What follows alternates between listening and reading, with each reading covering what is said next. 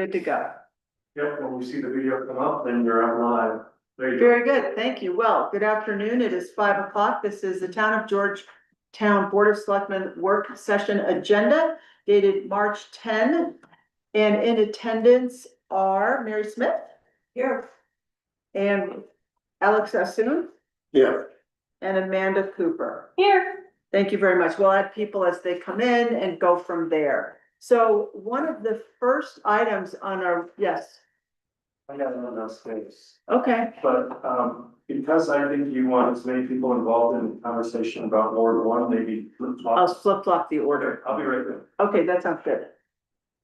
So, as Dennis just pointed out, since we are going to be reviewing the candidates and their questions, we can go to the you know what, we actually need Bridget for maybe we'll go to the third bullet item, review of the fee schedule. Are you able to do that? One of, Bridget mostly worked on that one. Okay. She'll be out in a minute. Okay. Also, Dwayne wanted me to let you know that he'll be a couple minutes late, so. okay, very good, thank you. So you know what, maybe we'll pause for a minute. Because we need Bridget and to have our feed discussion if she could be here. Yeah. Okay, thank you. So. We have a fee schedule before us, which is, we have two fees that we want to talk about. One is the nonprofit fee waiver and the other one is the fee schedule. As I understand from Dennis and Amanda, you can maybe confirm this.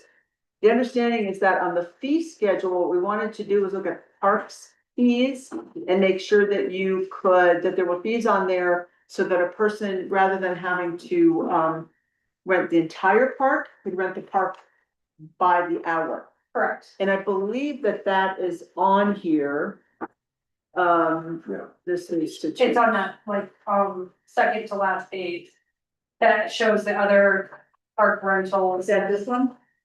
No, that is this, that's for the. Colorado waivers. Public Right. Park. It's right here. It says parks and recreation fees right here. That's what we're looking at. Okay. So, there's lake event sound. That still says $100 per day.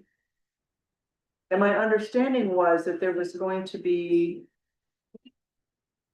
Hi. Hello, Bridget, how are you? Yes, sorry. So Bridget, my understanding was that in the fee schedule, really what we're talking about today is the fact that for parks, there was going to be a use fee to allow for not the use of the entire park.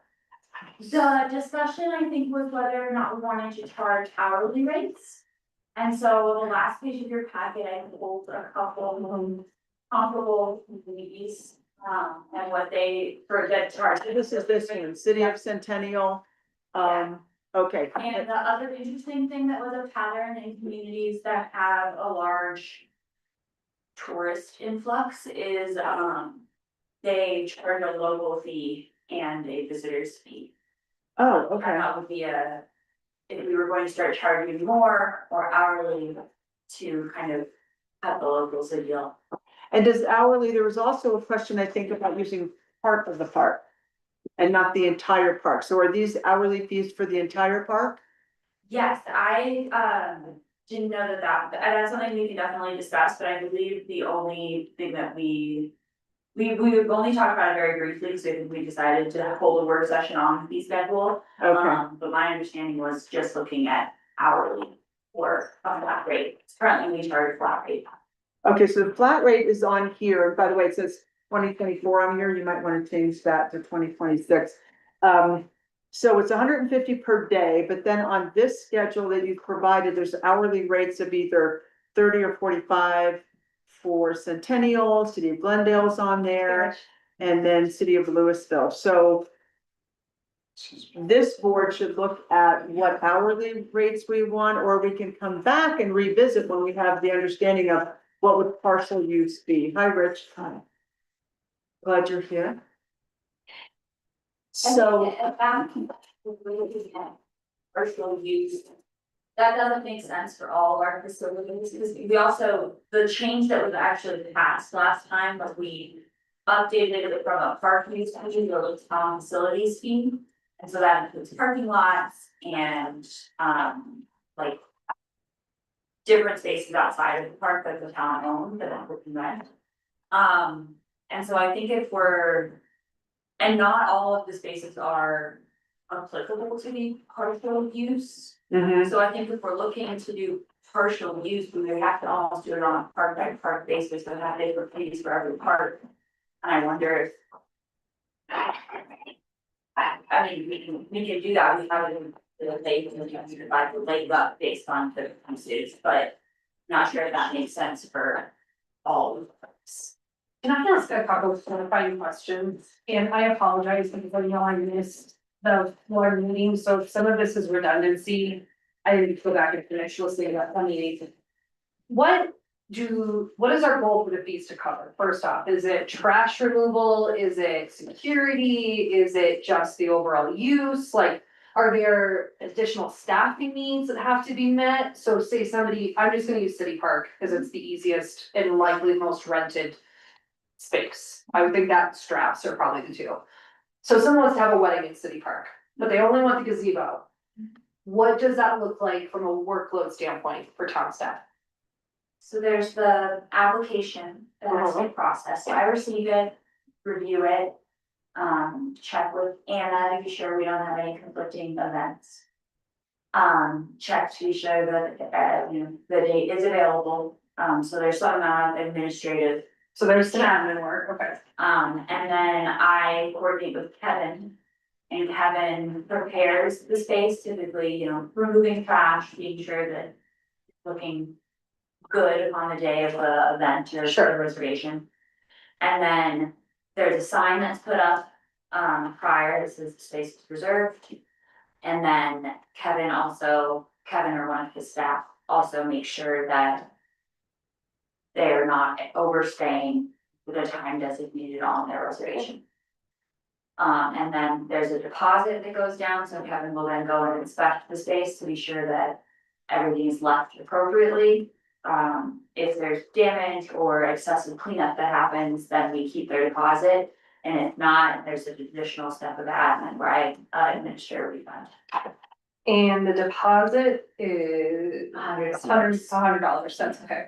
And that goes for all of our facilities. Yes, currently it's a flat fee other than the lake. Okay.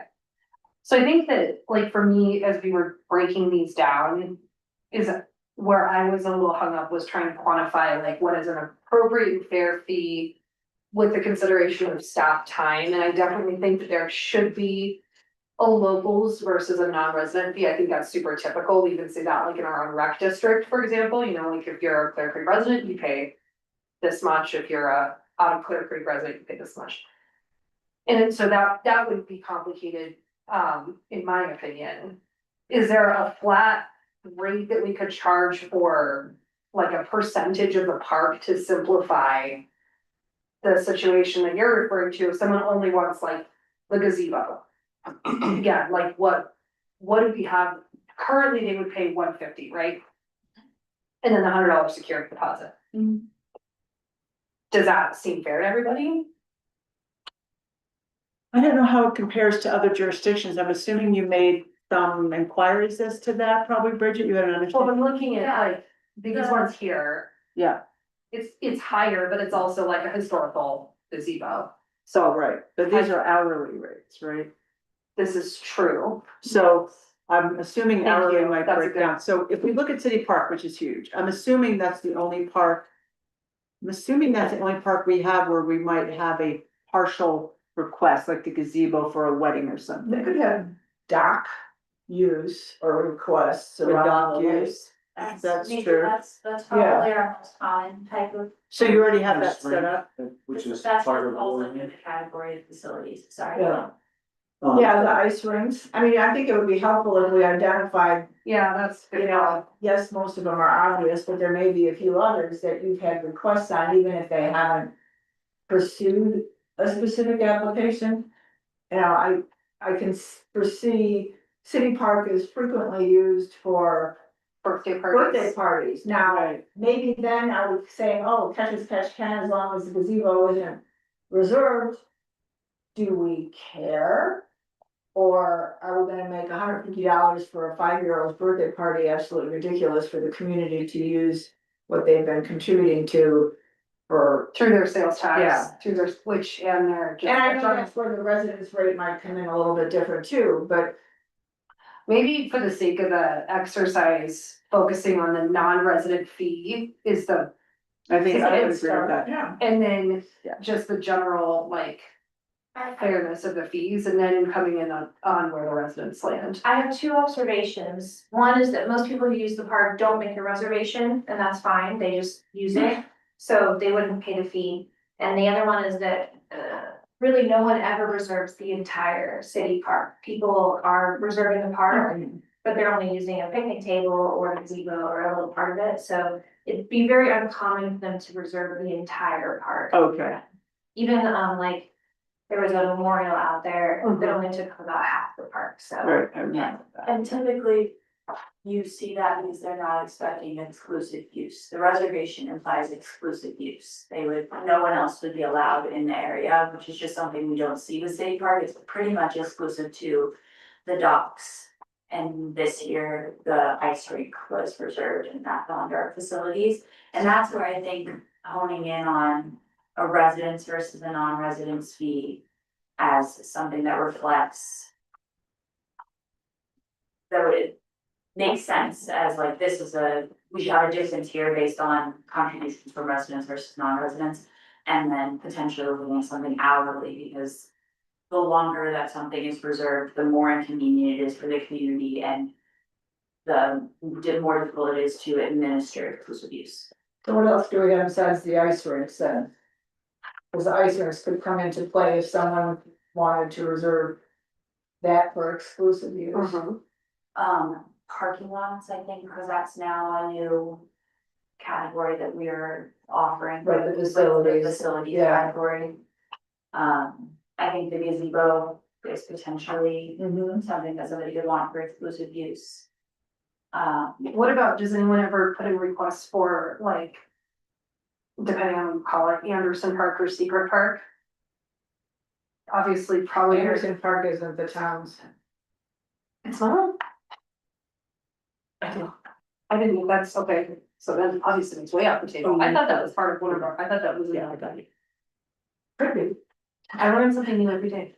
And then what about like the basketball courts or tennis courts or, which are not exactly like, you know, No, but that could be, that, I can see where that could be. like for pickleball or. But that would be under the facilities, wouldn't that be a $150 fee like for a park? If I want the tennis court for something? Yes, currently that's where that would fall. Okay. I think that would potentially be something that people would want to reserve for exclusive use. What about Whirling Park? Does that ever get requested besides community events? I have not, the only park reservations that I've processed for, we're putting a sign up as exclusive use have been docks for engagements and weddings. And, the ice rink this year. Otherwise, people just use the parks for their events, aren't expecting exclusive use. Which is kind of nice too. Yeah. So maybe where we're at Great. is, do we think this $150 a day is a good fee? And then we would have a lesser fee for residents? I think we should go to an hourly fee structure. We Personally, just do like anything, you want 8 hours, you want 5 hours, to forget so how does that work with you? Would that be realistic, just to go to an hourly fee? That would be fine with me because we do in the application, ask them to say how long they're gonna be there, mostly so that Kevin knows when to have the sign up and when to go check to make sure everything's cleaned up. So I can't imagine somebody being there 8 hours, or are people there 8 hours, maybe for a whole wedding or something? Sometimes they'll set up Set ahead up. of time. Yeah. Yeah. Well, that's Do true, that at setting up ahead of church. time. we They'll set up have, at we the see a ahead. fair amount of elopements through the business and a lot of times I think they just sneak in and do their thing. That's right. And so, which is obviously fine if they don't leave a mess, but I think sometimes they do. Especially after weekends and stuff like that, so it'd be good if we had some type of. Something that maybe, I think that it would deter people if they're like, we need the gazebo for 15 minutes. To say, I love you too, let's get hitched, and here's $150. I think it might save Right. town staff headache. if people were not deterred by that because it was $30 or $40 versus $150. And then it's not sneaky either, because I think, I suspect we've had people that go and just kind of do their thing. Sure, and then they, And then we the don't. and town staff is sort of left. When I lived by the park, I would see, A lot of birthday parties there. well, Lot of- it's. I don't see. Birthday parties are one Parties are, but thing. it's, Right. the thing that would be very pervasive is, and I can see very daunting for town staff in the summer, is when the trash becomes so overwhelming in Mhm. City Park. And then when we are in a high wildlife conflict situation, and then the bears are just like, party, the trash cans. And they should pay too. Yes. Okay, so maybe what we wanna think about then, is going to hourly rates for the facilities under parks and recreation fees. Is that just for the facilities, or do you wanna do that also for the ice, for the lake?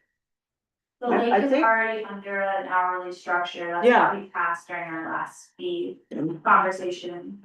Will that hold true for the new park that we're getting donated and developed this year? Will that fall under the lake? That would- No, it'd be a Is fun. that- that would be a facility. Yeah, cause I could see, especially with all that development there, if you wanna talk about birthday parties or family reunions or whatever. You could have a lot of cleanup. And a lot of setup and all that stuff in that. We're gonna but give that- you a set of binoculars and you can call Kevin and let him know. So great. I mean, an alternate route that we can Thanks. take is, you know, making Why did you the. say I already got it?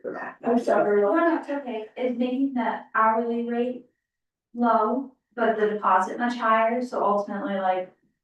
We incentivize people to use our facilities, but if you don't clean up after yourself and that creates a headache. You're gonna need your $250 fee or whatever it might be. I don't mind that because people get their money back on a deposit. And I do like the idea of having residential versus non-residential fees. I think that's great on an hourly basis. So right now we have these three options for hourly basis, and I think what I'm hearing is we like the residential versus non-residential. Mhm. I have a quick question though too, like, so like for like birthday parties and such, cause honestly, I think I've been to probably a dozen birthday parties at the park. Oh, yeah. I don't think anybody's ever. No. I never realized that you would have to have it. So I mean, by doing this, or if somebody wants to take their family or just kind of celebrate at a picnic I think table, it's fine. or is it like, but also too, how are you gonna let people know? Is Like, that People already do it. Like with signs up at the park, Oh, saying, look for your party. well, so like, yeah. Yeah, like if it's a little kid party, I think people just go to the park and they have a little kid party. I mean. No, it's And they do, Oh, no, you know? But I think that's it's, fine. every single person that I know, you probably have one or two over there, I got a couple over there. Oh, I've yeah. had a lot of. them. Well, actually, no, my kids have not great birthdays, I've gone for the park at least, But I but don't I've think gone that's, to a lot of parties, I've gone to a lot of them too, yeah. yeah. and we don't wanna January, repeat yeah, that. no. I think this is for other bigger events, different events and what have you. So are we agreed that that's how we wanna go forward then on this for the, okay, so. Then Bridget, I'm thinking that if you can come back with some ideas for the residential versus non-residential. I have two questions before you Yeah. done with this. Okay. What's your, do you want to, Bridget, to also determine a max? Because if a wedding party comes in and they're gonna be there all day, they're gonna come in at 8 o'clock in the morning, they're gonna start to set up. And then they're not done till, say, 8 o'clock in the evening cleaning up. Is that, do you want that to be the full 12-hour charge? Or do you wanna say there's a max for using it, it's a flat fee of 6 hours or something? I think a flat fee of like maybe 500, if Yeah. it was gonna be, there's a couple of events that I can picture that took place over there that were larger than anticipated, I think, by town staff, because the aftermath was really hard, and so I think that, but if someone's gonna be there for 8 hours, I don't think that's $500 is not unreasonable. No, I don't think so. I think that would be reasonable For 10 for a hours. flat fee and then maybe higher security deposit. Yeah, Just to make things clean, to make sure that people have skin in the game in terms of cleaning up, and then residential and non-residential hourly fees. Yep. Okay, so, The second question is, Yeah. now that the town owns the trail around the park, around the lake and the lagoon, do you want us to program fees for use of the lake?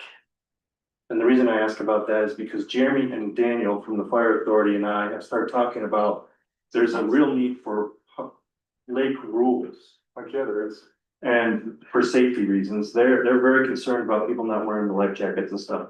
But if we're going to put our hands on controlling the use of the lake and the lagoon, it seems logical that we would also have a fee schedule if somebody wants to, you know, bring their kayaks out there for a group and do a kayak thing. So I'm asking that now because it's coming up. Yes, Richard doesn't need to take care of it right this minute, but eventually we should be planning for that. And I'm Isn't hearing that everybody. what this is, the lake use fees? I think those are typically winter lake use fees, Yeah. which I should add to the title, but that's winter lake use. So Okay. which I'll add that to the title, so we'll delineate winter versus. Yeah, and maybe you can come back with summer lake use fees. I would be in favor of that because we saw a huge lake use increase Mhm. when COVID happened. Yes. Everyone found us. Before that, you wouldn't It's see pretty 5 people there. Yeah. And, Going crazy. and I think it's just gonna be more and more, and the more we develop it or take care of it and make it that much more pleasing for use.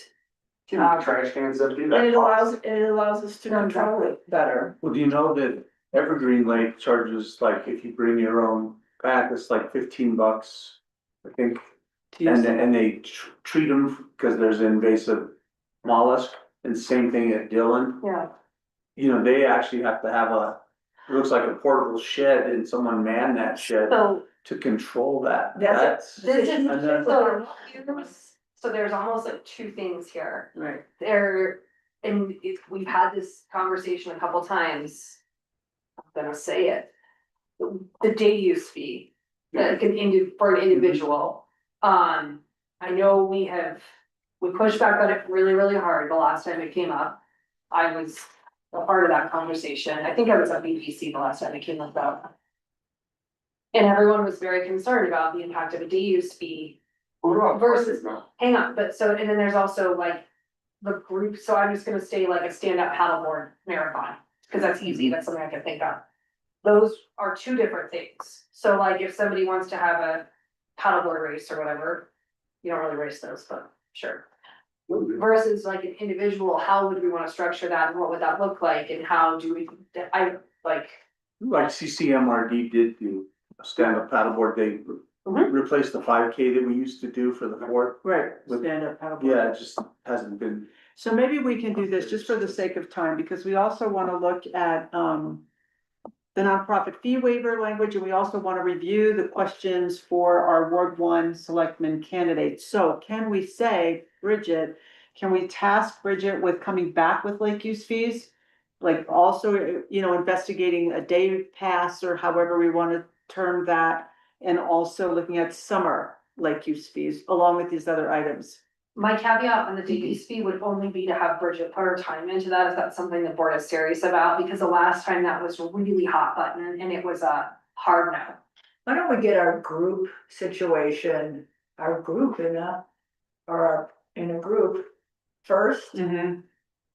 And then a year or two down the line, let's tackle That's- the individual use, if we The see that comes in. I mean, we're talking, you know, the impact of more than just the daily Safety. traffic of, yeah. kind of. Safety and water. It needs to give us a taste to see what we need to really explore, and enforcement is another huge piece of it. It would have, So, yeah, exactly. it Well, would. that is an issue. That's why I wanted to throw it out that maybe before Bridget goes down that path, if that was a 27 project, that might be better. One thing to consider is, I believe we're going to be hosting the Dragon Boat Festival. Right, there was talking after the summer, yeah, From the one that used to be in Sloan's Lake. something similar. It's a, Similar. yes, the same, it's gonna be in addition to. Oh. It was supposed to happen this year, but some things fell through, so I think they were hoping to have it this year. I'm not really sure where we're sitting with that at this moment, but, I'm assuming that would imply exclusive use for, Like pond hockey except on water. Yes. Yeah, there you so go. that's a, you know, if we wanted to think about getting rules in place for at least preserving the lake I would check, I know that's gonna be hard, but it might, Denver Parks and Rec, because of Sloan's, because where it was, might be the best spot to look. And I mean, although, Evergreen worked for a lot of it. and Evergreen too, well, Evergreen's managed by Denver Parks, remember that, so it's gonna be, I guess I'm just trying to drill down, I'm not looking at rules and things, but maybe I'm looking at a reservation fee for the summer. That's right. Mhm. And then For the safety issue for that, having people in the water when you have signs saying that there aren't, there's probably insurance considerations on that, and there's, if they're gonna have lifeguards or support, emergency support, those things are crucial, and that's why they're probably looking to come up this way. For ice driving, Be honest. require they have insurance, and name the town. And the insurance, so I think we should Yeah. do a similar. For any kind of. I would think so. We rent, we rent out facilities like gyms and stuff like that. It's like minimum $1 million and $3 million, $1 million per incident. And it's not that expensive, but it makes sure those folks are organized. And We do serious that for about it. vendors at Strauss Park, they have There their you go. $1 million Mhm. coverage, so Mhm. that is nothing That's nowadays to Yeah. do. Right. And one last thing, you remember there was a kayak rental business that operates, they were purchased by Rocky Mountain Kayak or something like that. Somebody else, yeah. The people that purchased them have had conversations with us about also getting a concession agreement where we would grant them use of the lake for kayak rentals, and then we would get like 10% of their revenue. So I would love us to be able to move in that direction versus just letting somebody pull up their trailer and go for it. I think we need to recover some money from that. So maybe we need another work session on that.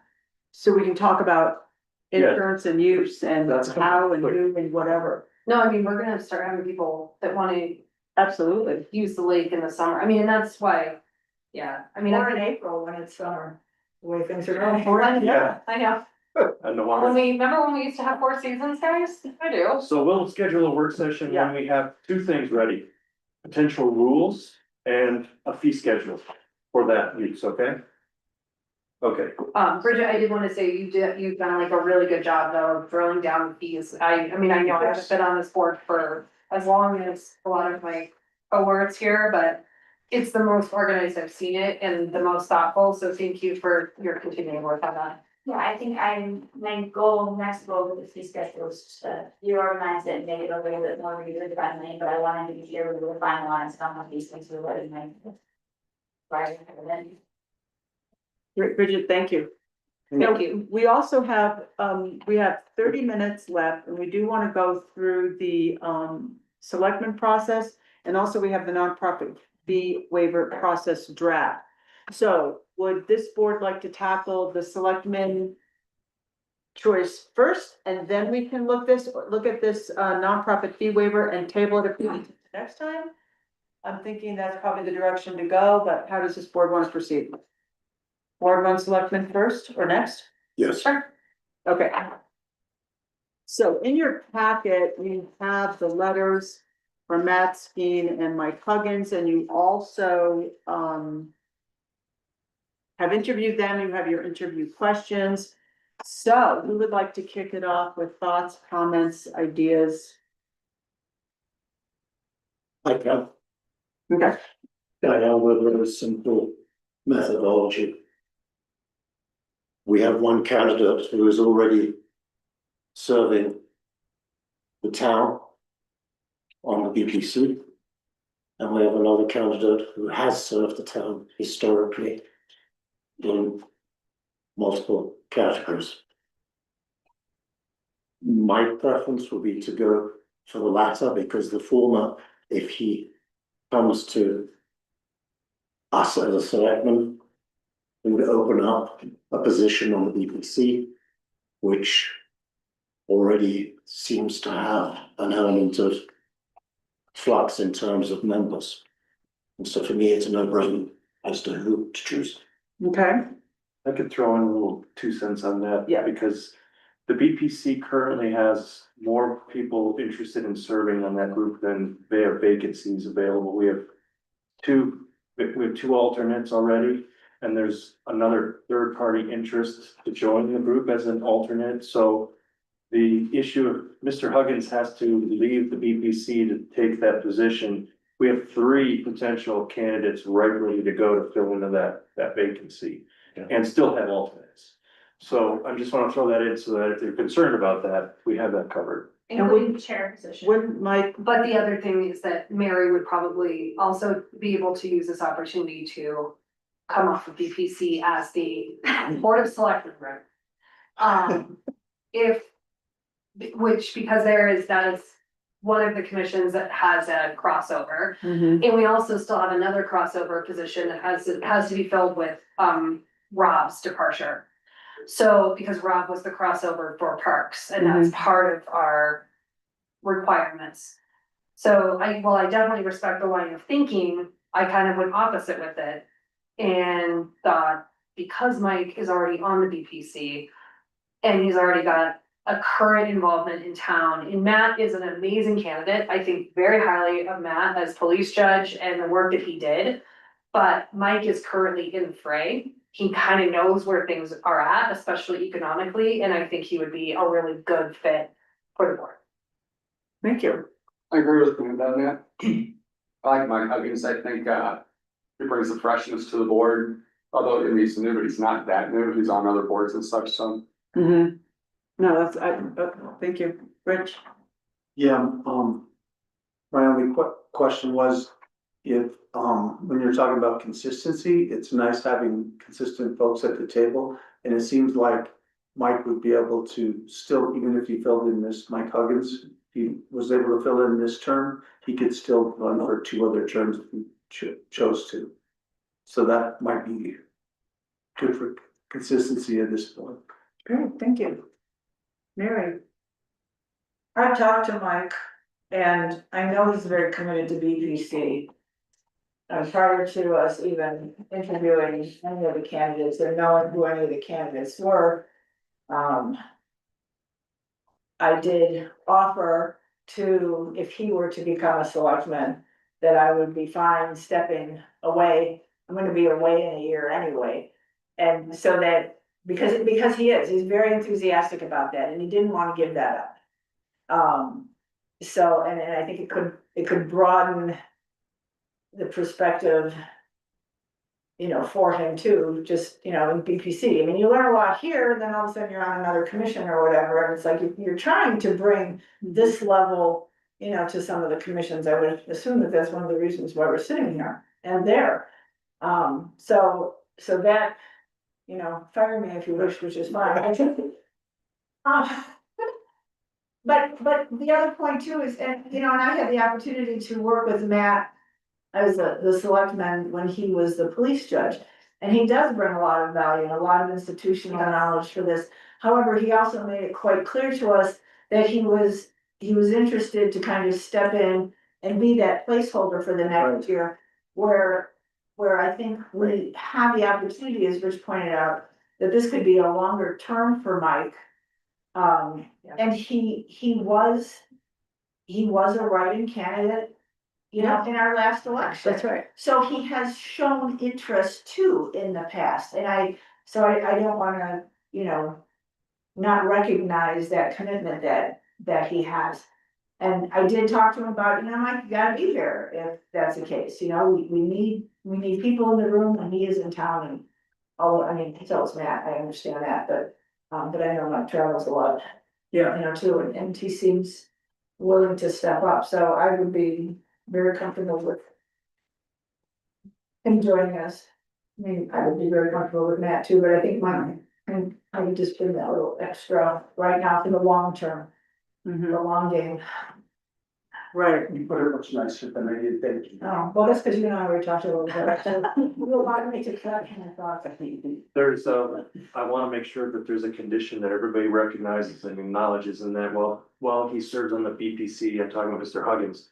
He is currently the chairperson, and it's not a normal thing for the board liaison to serve as a chair, so he would abdicate that that position, while he would then switch over to be the liaison, and we ask the BPC to select a new chairperson. Mhm. Okay, And he knows that. Okay. He and I have had that conversation too, that, well, you're not there for that purpose, you're there for this other purpose kind of thing, so he's aware of that. Right. I don't know if I get to weigh in.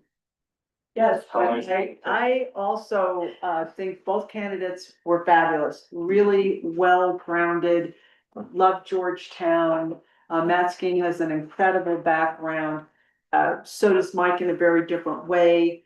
And I thought it was a difficult choice. I liked Mike for this position because he has not been on this before, and I think it's nice to have new people. He is committed to BPC, obviously, and he loves it. And so him being able to become the rep on the board, I really appreciate Mary's flexibility with that and giving him space, giving a new person a space to kind of come out of chairmanship and be that candidate for us on the board. I also like that he, I understood Matt Skeen saying, well, I'm only running for placeholder, don't want to do this again. And I really appreciate him stepping up at that capacity. And with Mike, this board would have the opportunity to sit with him again for, 2 more terms, should he be elected to them. So those were my thoughts. From the perspective of someone who came in on an appointed seat, it can be really, really difficult. And to get caught up, and I think that Mike has the mindset that this is a long-term, and again, Matt obviously is Oh, yeah. incredible wealth of knowledge, but there is a lot that's happened in our community in the last few years. And I think that it's important that we continue in positive forward momentum. And so, I mean, when the time comes, that would be my preference. Okay, so this board can vote, But not right now. not right now. I know, and in our regular session, this was our discussion, and this board can vote in the regular session to follow. Okay, very good. I did want to also acknowledge that at 5:05, Dwayne Gazinski and Rich Barrows entered the meeting, just so that is on the record. I noted it in my records, but Alex reminded me to state it for the record, so that is done. All right, the last part of this work session is the nonprofit fee waiver process language, which is here. And this is something that, again, Bridget put together for us to review today. So Bridget, did you want to say anything about that? It's, based on some of the processes that we have in place already, where, they have to submit the regular paperwork, certificate of good standing is always required for, the nonprofit to get their fees waived. The big, I guess, but this is just a formalization of a process that we largely already have, where they're submitting a letter, they're demonstrating that they're adding value to Georgetown. They're demonstrating that they're still in good standing as a nonprofit and with Georgetown. And then left to the discretion of the town administrator. My only question was, do we require a certificate of additional insured? With some of that stuff? We have, Yeah, I think that's just a good standard policy for nonprofits again can just go to whoever. they If they're want. holding an event though, it's not on the event application. yes, I'm not sure. it is. Yeah. it is, and nonprofits are required to do it. They were only waiving the fee, they still have to do everything else that is required by the permit process. Any other questions on this? Can I just ask if we're using this draft to continue to work on that under the second bullet? We don't say how the thing being permitted, and we say how the event or activity or whatever is being permitted, so it sounds a little bit, The thing. How The the event. Yes. That's a little bit. Yeah, all the stuff. Make sure you have all your stuff together. How about that thing? That is funny. Okay, very good. Thank you for pointing that out.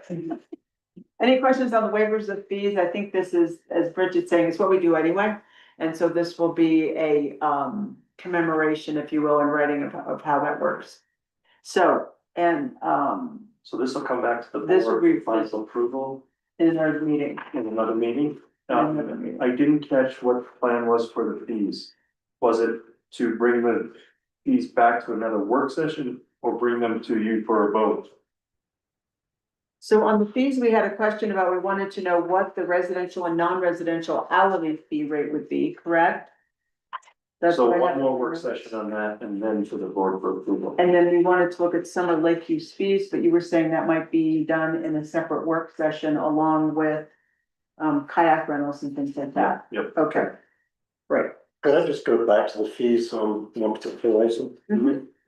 Under excavation and access permits. Asphalt, $6 per square foot, is that a linear or cubic? Square foot. It's a square foot, Yep, right? one by one. This would just be a square foot by square foot. We just They're paid, not counting that. we just paid $15,000 to some asphalt company to fill in for some work from last year, which I worked out to be somewhere around $600 a square foot. Is that for Is $6 The sufficient? permit, That's just for permit fee. Yeah. That's just the permit, not doing the work. That's a permit fee. Yeah. Yeah. Okay. We've opened another business for it. Yeah. if that was added for us, by all means, put it on square foot. And Dennis Which just is pointed, no. Yeah. So Georgia, you brought up something on this fee schedule with the, where it said 2024 fees. Yes. Bridget, can you clarify, have if those were in fact 2024 fees, I mean, have we increased them since then? Which we do, yes, So on the third page of the fee schedule. Where it Well, says the third of the way down on the right hand side where it says 2024 fees. so this is, I went through and I removed the date references from 2024 and I just missed that one, but the last time we updated the fee schedule was in 2024. And now we're updating again in 2026. so these are reflecting the updated 2026 fees.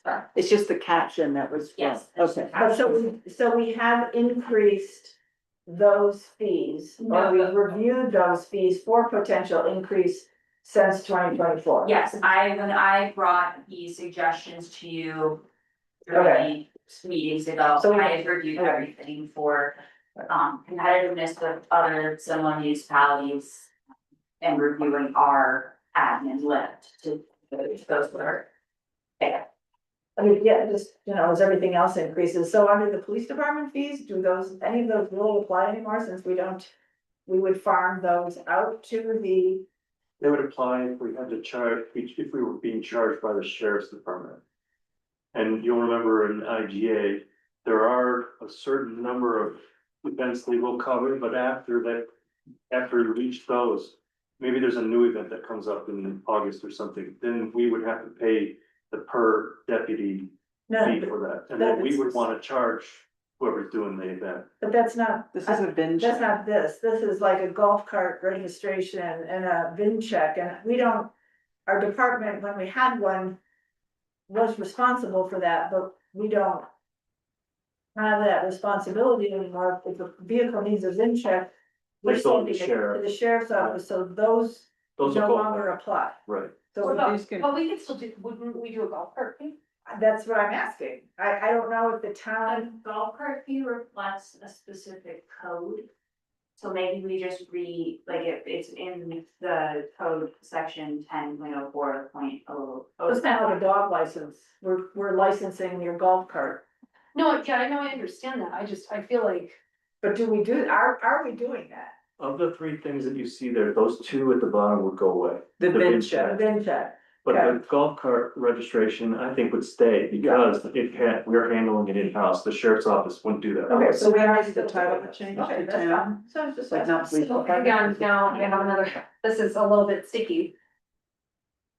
if someone doesn't register their golf cart, Exactly, yeah. who enforces that? That would be. That would be town? Our code. So it would be code enforcement. Yeah. Yeah, Okay, cool. but some golf cart owners, occasionally I just are dealing with somebody now that wants to bring in golf cart rental business for tourism purposes to town. And he is going to fully outfit his vehicle so that they're road legal. That would happen through the county, not us. Right.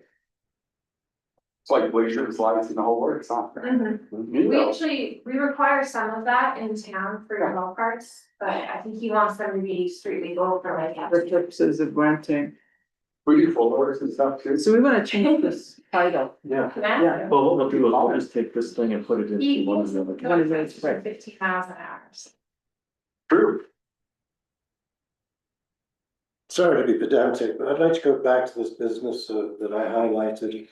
Because the way that I read this, it says What are you repair looking at? cost if town Excavation? makes repair, dirt, gravel, asphalt. Now, you know, to me, I'm reading down, whereas presumably you're trying to get me to read across. Where there is a blank space with no cost. Or fee involved. Excavation. Here's looking at this one. So it's saying if the town makes a repair that is dirt, this is the cost. If the town makes a repair that's asphalt, this is the cost. In addition, every. So it's not a permit.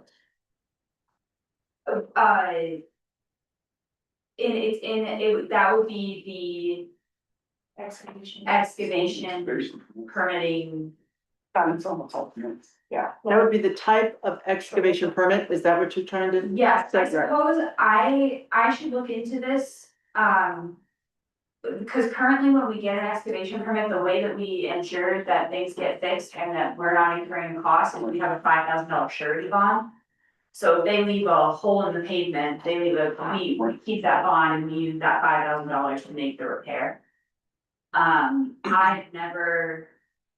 Would that be charged for the square footage of? We have had to threaten a few people with patches. But they've always fixed them, so we haven't actually used the surety bond since I've been here, but we reviewed that one, that was one of the last fees we actually changed before. This week of people, and that was one that like Scooter and Ryan and Jen talked about pretty extensively and raised some of the numbers on, so. So occasionally it's like for the cash bond deposit, that was $200. I know me and Jen and a few other people had discussed that. It's been some years back. Cause that's pretty cheap. Before. Yeah, so a couple $100 was Yeah. super cheap. Well, almost that's too for cheap. the permit, and so that's just for processing, that's not to fix the road, they have to fix the road. No, true, but we were thinking at $200 if they decide to walk away. That's what the $200. surety bond is for, it's $5,000. So this says it's Gotcha. $2,000. So, can you guys? So it was all taken care Where of. did it say 2,000? Am I under the cash bonds? Type 1, type 2, they type both two? say It 2,000. says 2,000? I think it was 2,000. No, we changed it to 5,000, and I have to say 5,000. I see type 80 plus 5,000, but then cash bonds and deposits have a type 1 and type 2 minimum Is that bond? listed at the bottom, and those both say 2,000. So we're gonna see a corrected one anyway when we come back on this, right? Right. Is that bond new? Do you have info? Cause I'm trying to think, I don't remember. Like, prior to the last couple of years, we were always having people give us a check, basically. Yeah, But then Banky was like, I just have been doing a surety bond for years with Jen, and Yeah. there's a lot of companies that are sort of regularly the ones doing street cuts, so it made a lot more sense for them to have a bond than writing us a check that we have to destroy or whatever. makes sense. I just don't remember doing the bond. I just remember writing the check. Yeah, it But the was, bond's a much Jen never better- did the bond except for with Banky, I think, so. Gotcha. Yeah, It's a very good job. I think so too, yeah. So we need updates to the excavation fees, that's what I'm hearing? Yes, so Okay. removing the type 1 and type 2 that no longer reflects the bonds that were updated for this year. And then And then we're the removing, repair costs item is, I agree, I don't. 100% know what that addresses if we have a repair cost accounted for with the bond. Would that be an additional cost? Well, if you have the bond should cover it, no matter Right. I mean, that's why you have a bond, so it never really falls on the town. If the town has to do it, then they get recouped money off the bond. Right. Are you talking about the $6 per square foot? No, Yeah. That's a labor cost, I think, and then the materials are covered under the surety bond. A lot of times you're gonna get a cut that might be just a couple, 3 square feet. Like we're going in to fix it in the street real quick and it only takes a half an hour and the materials are minimal. But if it's going to be a big job, it's gonna be the money taken out from the surety bond, because we're hiring a contractor to come in and do that in place of the applicant.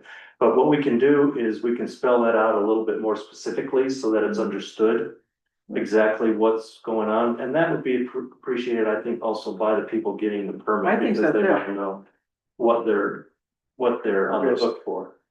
And I know Right, there's, so the surety bond is if we are having to hire a contractor versus the repair cost, which Right. would be different verbiage, Right. it just the town. Yes, Okay, so like if Mickey and his crew were going out to fix something that somebody didn't do correctly, then it goes at the $6 rate per square foot. But I think Alex's note is well taken. Let's look at also whether $6 is still appropriate. We don't want to raise that.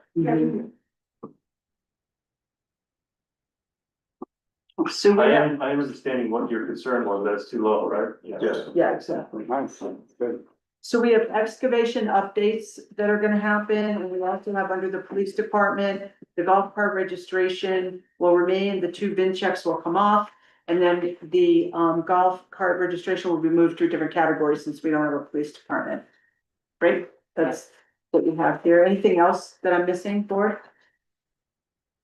No, Whenever you're gonna review for the 2024 code, or whichever one we decide to adopt. for the business, you're talking about building For code? building codes, yeah. We were supposed to have a meeting with the building official this morning, but he had a family emergency, so we wanna talk to him about what state bill we're recommending him to, because we do have recommendations from the county and also the fire department or fire authority about which code, but it's not everybody agrees with them on that, so we have something written. And remember when they both discussed it with us, they were pretty adamant about coming to the 24th, but They wanted 21, I believe. Fire authority. The fire authority wanted 24, and the county, I think, is switching to 24. Well, We might have safe bill and the county back for us. So you say, Safeville, when Dan was talking with Taylor, I think was first meeting, he's like, Kylie. He's like, he pushed for 24, he's like the most updated, you could win that you go, but.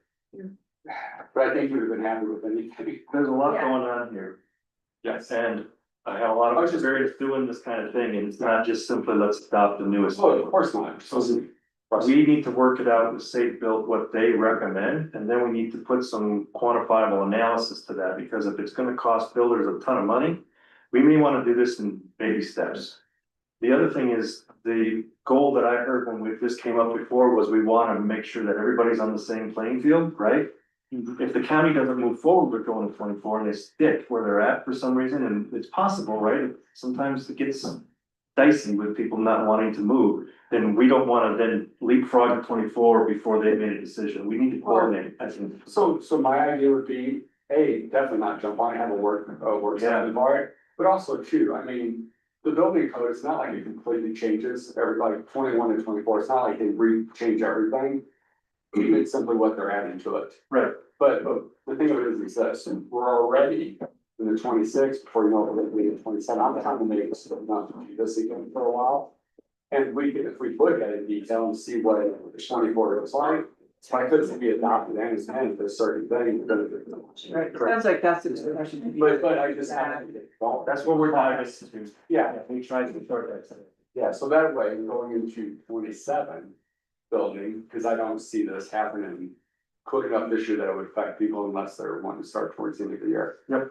But And that meeting today also was supposed to discuss potential office space for Safe Build in Georgetown, so like, yeah, we were a little disappointed. We were excited about that, so we're gonna get that rescheduled. We'll keep you updated as to how we go on the code thing, so you're not in limbo on that.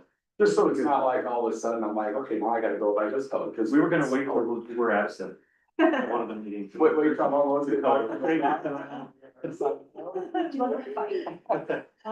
Before you adjourn, also, please remember there is a vacancy on the Parks Commission, so if anybody's interested in serving, please talk to the police judge, and, because When did they they- actually asked, they meet on the first Thursday of the month. I know somebody. So I recently sent out the commission appointments to everyone. We're waiting to get our Ward 1. That will be voted on in the meeting when that happens. I just send everything out and remind everybody, you know, who's doing what and what do they want to change, if anything. So any other comments on this work session? Ooh. Very good. Okay, it is 5:55 and the work session is adjourned. And we will meet here at 6. If you wanna have a fight. That's interesting. Yes, I'm kidding. No. I'm kidding. no. That would be so fun.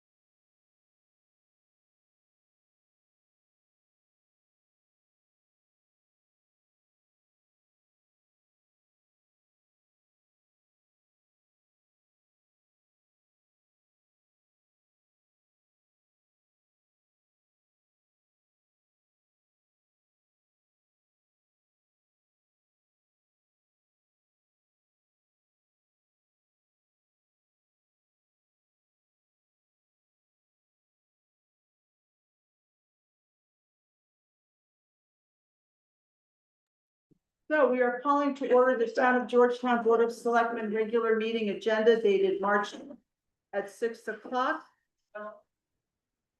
Very good. So we'll start again. This is the regular meeting of the Board of Selectmen for Georgetown. It is March 10th. It is 6 o'clock. And I will now do the roll call. So vacant Ward 1, Amanda Cooper. Here, Alex Sassoon. Yeah. Dwayne Kaczynski. Here. Mary Smith. Here. Rich Barrows. Here. Thank you. We do have a quorum. You have before you the meeting agenda. And so do we have any agenda changes or additions or corrections? Do I have a motion to accept the agenda as presented? So. Second. Mary and Dwayne, Okay, got it. all those in favor? Aye. Any opposed? Thank you. The agenda is passed and accepted. Public comment, are you here for public comment? Okay. Public comment, members of the public may speak for up to 3 minutes on topics not on the agenda. Written letters will be acknowledged, but not read aloud. Comments on agenda items can be submitted prior to the meeting via email townclerk@townofgeorgetown.us. Do we have any members of the audience online, Bridget? Okay, no one here who would like to make a public comment? Very good, thank you. We do have a presentation this evening from Cindy Neely regarding an update for the Hydro Task Force. So Cindy, if you would like to make your presentation. Certainly, Very good. I'm telling you, that there's just enormous energy in this room. Let's see.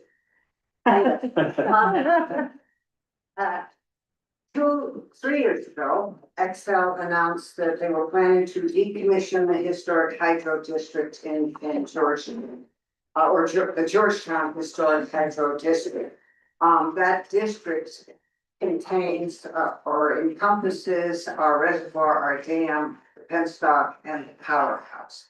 These are the elements of the district that decommission means removal of reservoir, removal of dam, terminating the use of the penstock, to not allowed to remove the penstock, and what they quote unquote call abandoning the powerhouse. That's an interesting description. And I just want, can I interrupt 1 second? I just want to draw the selectmen's attention to what's in your packet. There's a report and also some maps. Thank you, sorry, Cindy. And to very, very briefly go over that decommissioning of the historic district impacts the town of Georgetown in many ways. Most directly, of course, our water plant is right along there, and our water intake is, so our entire water system is in the area that is going to be worked on, and it's certainly impacted by the hydrology of having a dam. And our town is impacted if you abandon our energy museum at the end of the street. So the town board at the time decided it would be a very good plan, because there are other entities who are impacted. Clear Creek County is certainly impacted. They have properties in that area. And Historic Georgetown is impacted because they have properties in that area. And one of the things I gave you was one of those wonderful, colorful property maps. And on that So good. property map, you got it. Everything yellow is yours. Everything yellow belongs to the town of Georgetown. So obviously there is a great deal of interest in Excel's future plans. So the town board at the time said that it would be probably a good idea to get together with the other folks who were impacted and set up a town team to work with Excel. This Excel project is governed by FERC, the Federal Energy Regulatory Commission, because Excel is licensed by FERC. So they have to get the FERC permission in each step of their project. That also means that their project has a great many environmental studies and a cultural resource studies, which are to our advantage at this point in making sure that that things are noticed and taken care of in the decommissioning area. So so the groups got together, and the first accomplishment really was signing an MOU where the county and the town and Historic Georgetown all agreed that they would not sign agreements with Excel without informing each other. Each entity, of course, has their own permits and their own, and will issue their own permits. The agreement was that you let the other folks know and that we discuss together some of the issues so we can mutually support each other in responding through the public response process to Excel. So the MOU is the first thing, and then their environmental reports came out, their cultural resource reports came out, and the task force reviewed all of the documents as they come to the task force, and we do respond, sometimes individually, the members respond, and sometimes it is a response by the task force itself with comments on their various, the various reports that come to them. During the discussion, Historic Georgetown also indicated a willingness to take on the powerhouse if that is the resolution for the powerhouse. That is a very undecided thing at this point. After the cultural resource study, it was determined on a federal level that there was a negative impact. It was technically it's called an adverse impact on historic resources. This whole project is one. And so they were required to work with the state Historic Preservation Office to provide a mitigation for that adverse impact. So far, the adverse impact has only been the shutting off of the penstock. So we did negotiate a memorandum of agreement with the state historic folks and and FERC participated, and actually FERC is the signature on the agreement. That for mitigation to that action, the penstock action, they would do a environmental and structural analysis of the powerhouse. Because whoever takes it over is gonna wanna know what condition it's in. And so we figured we might as well try to get that first step accomplished. What's happening right now is that they are saying, okay, we're ready to get started. And they have broken the project into two. They have a bypass project and then the regular decommissioning. As they studied it, it became evident that you cannot pull out a dam with a stream running through it. And so the idea on the bypass is exactly that, it's a bypass. One of the maps that you have there says bypass project on it. On the top, in my scroll, it should say bypass project, it's probably on the back of your big map. What this means is that you're going to take 2 4-foot diameter tubes, going to run from the south end of the reservoir alongside the Guanella Pass Road, and you're going to terminate beyond the dam, and you're going to divert the stream into it in order to open up the area to be able to get into the lake bed and to take out the dam and importantly, to test the sediments that are in the lake bed. And that has been one of the things that everybody has stressed. That we have to be a little bit careful that we're not washing down the mud sediments of what's there into our water plant, into our water intake, into any of our lives, into our bodies, our health. And so the bypass was supported by all members of the task force, and we let FERC know that we do support the bypass. That said, we're being really very careful. The bypass will require a lot of permits, Dennis as well as well informed on what all those are going to be in the town. I think it's important to know that this is a lot of construction. Even the bypass is a lot of construction. It means you're hauling through Jersey. So the haul is also a very significant question for Georgetown. Time, dates, in town. It's, and it's also significant for the county because the Quinella Pass Road has an extensive set of hauling regulations. So the hauling is important to the town here. The staging of almost everything is important to the town. Excel suggested at their last meeting that they thought, I trouble with a straight face on this one, that September and early October would be a great time to be working on the bypass. So pretty. It's gorgeous.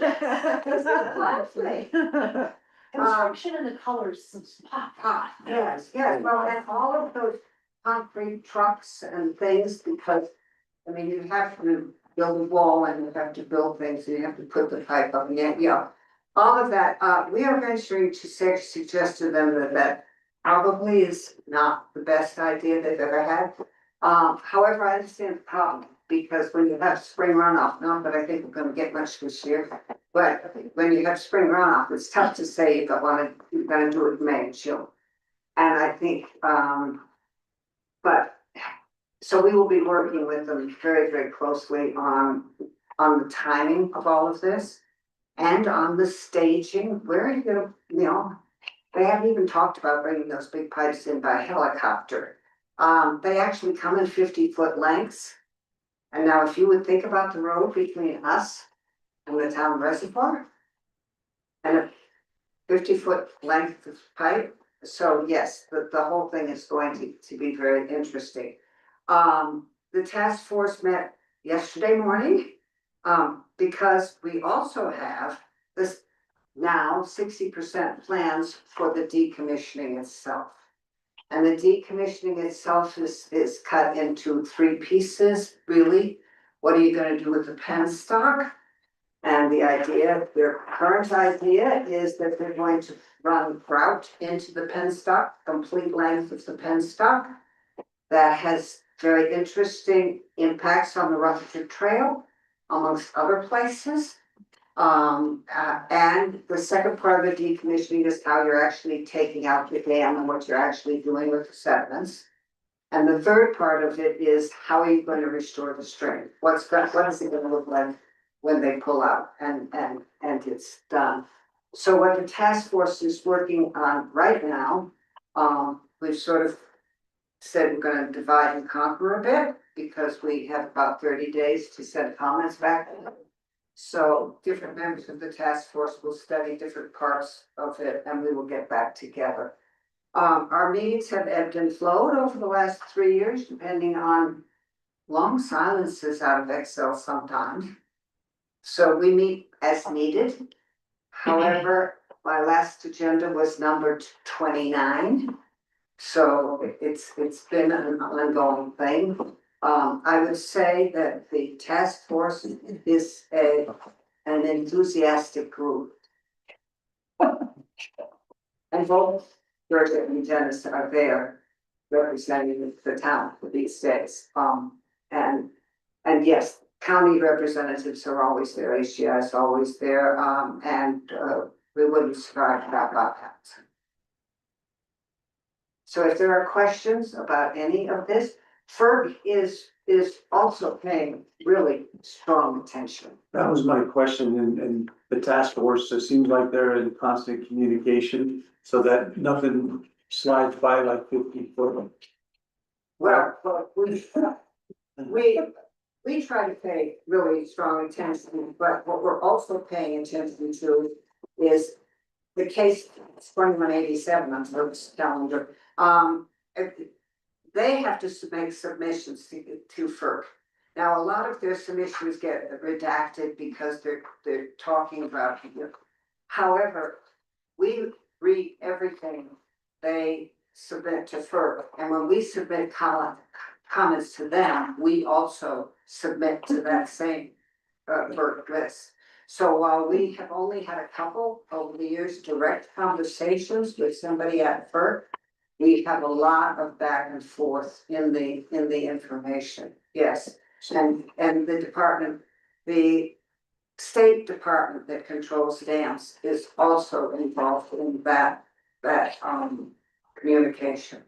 So we're trying to cover the bases. What kind of timeline, just to put in the bypass? bypass, They say, yeah. realistic? The one that they say are the one that we sort of believe, you know, I mean, those are two. Oh, tell us both, so that we can. Oh, yeah, they're Keep an saying- Yeah. They said basically 3 or 4 months. Hmm. And, you know, it depends on which months they are and how much, but if you're doing a little bit in the fall, you're gonna have to wait till spring to get the rest of it done. When you think about it, they've gotta build a whole coffer dam up at the far end at the south, the way south, though. When you look at the reservoir, it ends, go another distance, almost the size of the reservoir, and that's where the coffer dam goes, and part of it sits on your ground. If you look at those maps carefully, part of it sits on town ground. And you have to build that first, and then you have to bring in, you have to build your wall along the Grinnell Pass Road, and then you have to start building your pipes and stuff into it's not quick. Okay, and then the coffer dam is cause I didn't get through all of it, but I know they have to build in a back. Look, like if you're working on this in May, you could have a significant, almost flood event.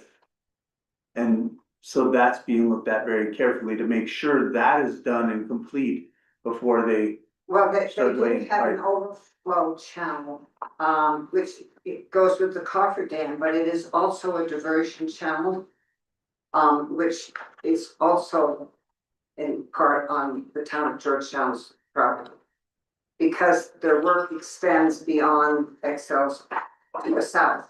Town has plenty of property to the south, it's actually all of, you know, most of Silverdale is town's property. So, yes, Cause the threat of flash flood is very serious. the threat of an event is serious, yes. I think we realize the threat of an event is serious. Of course, they'll have all of that done before they take the dam. The dam is still there. Still there. To operate the way it's operating now, sort of, because you see, they've pulled the water levels down, but you're right. The minute we get spring, we're gonna go up there someday and that water's gonna be right up to that dam. Yeah. I mean, that's the way it happens, so this, and I think that there's overall concern at the end of this too, that you change the stream's hydrology. And you've got a water intake that's, I don't know how well any of you know the Rutherford Trail, but when you get up, right before you get over the footbridge that goes diagonally across the trail, that's where your intake is. And you change that, and you know, and that's also one of their big grouting stations, so we have some issues, yes. Stupid question, I assume that they would have to issue some form of easement for them to impede on our land. Yes, I would presume that is the case, yes. We have a list here of where you, of at least the permits on the back of, on the bottom of your report. You know, the county's got a bunch. And you have a watershed permit, a watershed protection district permit, and you have a hauling permit. But yes, there are also easements, temporary construction easements will also be required from HGI. Who happens to have a mining claim that's right at the base of that dam. The Wide West comes right in at the base of the dam, and the town on both ends of the project has land. And thus far, there hasn't been real discussion of staging areas.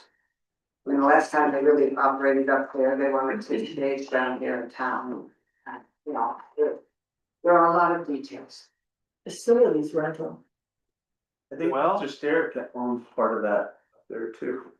Well, he does, but there has been, Excel did a court action and they have the use of his land till the termination of the project. Okay, that's. And that's not, you know, it's not very clear to us whether that means the land reverts to him or whether they can.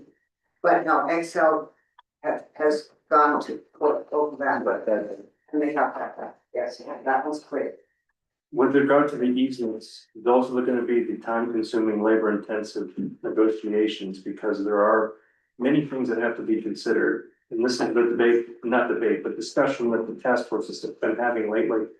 The permits are granted based on a legal requirement. If they meet certain things, then we're legally required to offer them approval. But the easements are gonna be the big deal. And to Mary's point, the Silverdale and the events parking lot have been thrown out there as potential staging areas, but we are definitely not going to allow them to park equipment on Silverdale, because then it eliminates any tourists or any residents' use of that facility. But then more importantly, the event parking lot we use for leaf peeping and other major events for traffic control. And no man, I can't say no amount of money. I'm sure there would be an amount of money where the board would say, let's go ahead and find a different parking area, but right now, it doesn't look like the events parking area would be practical for allowing Excel for a long period of time to stage equipment or big pipes or anything like that, and then take that use away from the community for our quality of life. So these are very important issues that we anticipate are gonna take time to negotiate. And at the moment, I think we're all agreed, Cindy and Georgia, that Excel's not really talking about those yet, and I think they're for a rude awakening when we tell them that that's not gonna work for the town. Right. So is there, I realize this is a loaded question, a long-term timeframe that the task force is looking at? Well, you know, Excel, when they held that meeting, I don't know if anybody remembers that, because it was May of 2023. Is that a long? And it was at your school. Yeah. Yeah, and they told you they'd be all done by 2026. Okay, that's kind of, so I didn't imagine that, okay. No, you did not imagine that, so if I were guessing, we'd be lucky if they're out of here in 2029. When I started a year ago, that was one of the big time consuming projects that I worked with Ryan on all the time. Was Excel is planning on the bypass construction in the fall, this past fall, and the task force was meeting regularly to talk and get ready and prepare and all of this stuff, and then they disappeared. And then one day, and we had a meeting with them that they asked to talk with us, and they said they're delayed a year, they have all these other things, and so if you're trying to guess when they're actually gonna start the bypass, I don't think it's practical. They're waiting for us to disappear, the way they started that Yes. project, so Yes, no, they're not gonna disappear. Well, you No, don't do that here. no, we don't do that. No, I think that it's not, no, I don't think they are intentionally sick, but I think they don't care about the length of time because it is usual that the public response is like it was in May of 2023. I have to be back east on that day, but I heard all kinds of reports of what that was like at the old school that night, that afternoon and that night, but that usually fades. And they know it fades, and so it becomes easier. The other thing is that they'll pass a lot of responsibility onto their contractors. Oh, yeah. And so it will be the contractor applying to the firm. And it will be, the engineering because Excel, then you have the engineering company that's done the design, and then you have the contractor. And they actually started out by saying the contractor would have to get all of the permits. And actually FERC came back and said, you can't shift all that responsibility.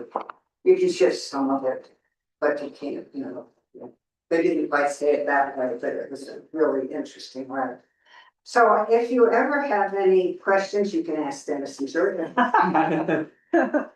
Ask me too, but. Thanks so much for your Cindy, time and yeah. diligence on this. Sincerely. It is so crucial to the future of this town. It's crucial and so comprehensively dealt with by Cindy. She has absolutely every detail trapped in her. I want to bubble wrap you. That's what I say all the time. No, Yeah, it's so a thank you great- for that. It's a great group, Great great leadership. everybody who's in that room.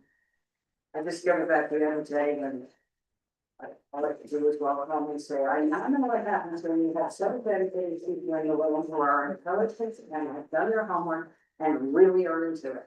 You can get chaos. Oh, thank you, Cindy. We Thanks so much. appreciate it. Appreciate your time.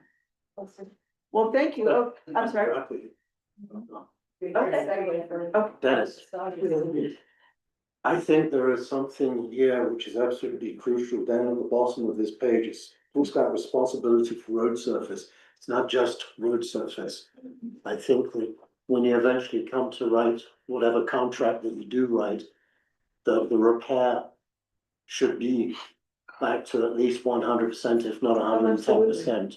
And it's not just road surface. no, We are guaranteed with those sort of trucks and that sort of weight, possibly as much as 80,000 pounds in the back of one of those trucks to damage our streets. And You that are, goes from I-70 all the way out to the pass. you are gonna get your opportunity, because we're gonna bring the hauling permit to you for updating. With all of these things to be discussed, because one of our more recent meetings, we were talking between the county and the town, they are the ones with the hauling permits. We wanna make sure we're coordinating what the hauling permits say, because just because the trucks start to go up when they'll pass and they leave the town's jurisdiction and they go into the counties, we don't want there to be any discrepancy for what the contractor is responsible for. So you will see that, and all of these things, I hope, will be fleshed out so that we have a good, solid contract with whoever's hauling all of that equipment and material, big giant pumps. And I would agree, we should photograph it. And that's, yeah, that's pretty standard, there's a standard thing to do. I have my iPhone, I'm gonna use my iPhone. Thank you, Cindy, have a good thank day. you. Any other questions? All right, thank you very much. Next up is financial items. Your payables report in your packet dated February 28th to March 6th. And there's a little cover sheet there also with some explanatory comments on there. Does anyone have any comments or questions or corrections to the payables? I have a question. Yes. What does our excess crime rider cover? Like, is it a riot? Is it like a plague of locusts? Like, what is It's a corporate, protection for employee malfeasance. Okay. And Employee malfeasance, such as, what was that? Stealing, embezzlement, Oh, okay. workplace violence, anything that the town could be a named responsible party. This is the first year for that? I don't know, but I wanted it, so I signed up for it, yes. So we haven't had it before. I don't know. It's good covers most of the. I'm not, Yeah. I'm not debating that, I'm just curious if this was something that was buried in our previous coverage and now is a little bit more apparent to us. last year they sent me one invoice and this year they sent me like 4 for some reason, so. And the different coverages from Sursa this year, which is amazing to me, I've never seen this, but they came in probably 10 different plan options that we had to consider one at a time, so maybe they changed this and it was under a blanket umbrella coverage. But we went through each little thing. One was volunteer coverage insurance, and this was one that they recommended to us, and we talked about this one in particular extensively and internally, and we just thought there's no way we should go without this. And considering the conversations we had about, long-term disability coverage for the administrator and ways that we could protect the organization financially, it made complete sense to us. But we're not planning a mutiny or anything. Not today. Okay. If you're good. Yeah. We'll see in the next couple of weeks. Any other questions or comments? How on did that? that compare overall with the insurance cost that we had budgeted for? We have enough money in the budget to cover this, yeah. We expected to have about a 5% bump throughout the different departments on service coverages. Thank you. On the first page, second page of the payables, page 12 of our packet. Under sales tax fund, capital improvement. The second item, the capital improvement building, the asbestos, the lead testing. Is that, The library. okay, so. Last week. Okay, And by the way, both reports came back with minimal. Yes, we were very happy, Bob was very happy, so. That's amazing. That is Certainly amazing. Right? both of those elements are basically centered in the basement area of the original building. Pipe insulation and such. Nope, the asbestos was in floor tiles. Yeah. That's good. And then the lead paint was on the wall. And normally with lead paint, you can just paint over it, seal it. But we actually have a plan to remove one wall, so we're gonna have to deal with that as a remediation. What project. about the floor? Same thing, floor's gonna have to be, we have to do that, yeah. Yeah, the JT is cut off, it was JTML, Oh, okay. John Time Memorial. Oh, that would have made that more clear, thank you. But all of a sudden, we're doing asbestos testing. And by the way, when we think, I could talk on and on and on about the library project, because we're so excited about it, and you know, every day is a new step forward, but. Bob and I and Kasia have talked about this a lot, and. We talked about with Cindy a little bit too, but when these things come up, like the asbestos in the lead paint. We aren't just approaching this as, how can we patch this to make it doable? We're fixing it for the long haul, and so when Bob finds these things, he adjusts the plan to make sure that lead paint is not gonna be something that the town has to deal with 5-10 years from now. And we're doing that with everything. The electrical plan is going to try to predict what our electrical needs are going to be and our technology needs are gonna be, for example, in the community room, you know, with Zoom and all of that kind of stuff. And so we're trying to approach all of those from the long term. Alex, did you have a question? Yes, I do. On the road and bridge, the equipment for the Ingersoll compressor and the Tommy gate. Is that something we leased? Is it something we purchased? We purchased full time. We purchased. The Tommy Gates, is for.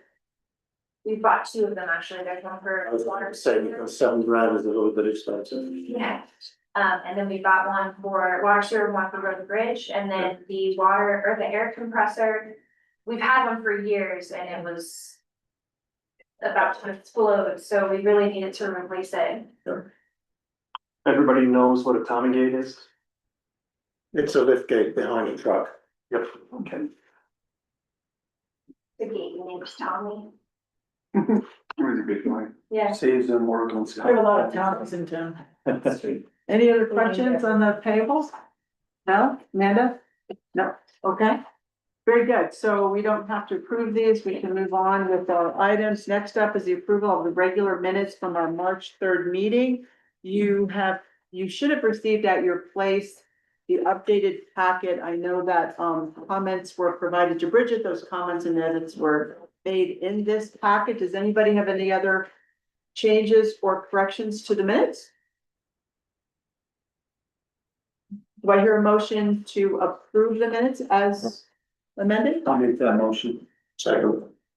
Rich and Alex, all those in favor? Aye. Any opposed? Thank you. Okay, the minutes are accepted.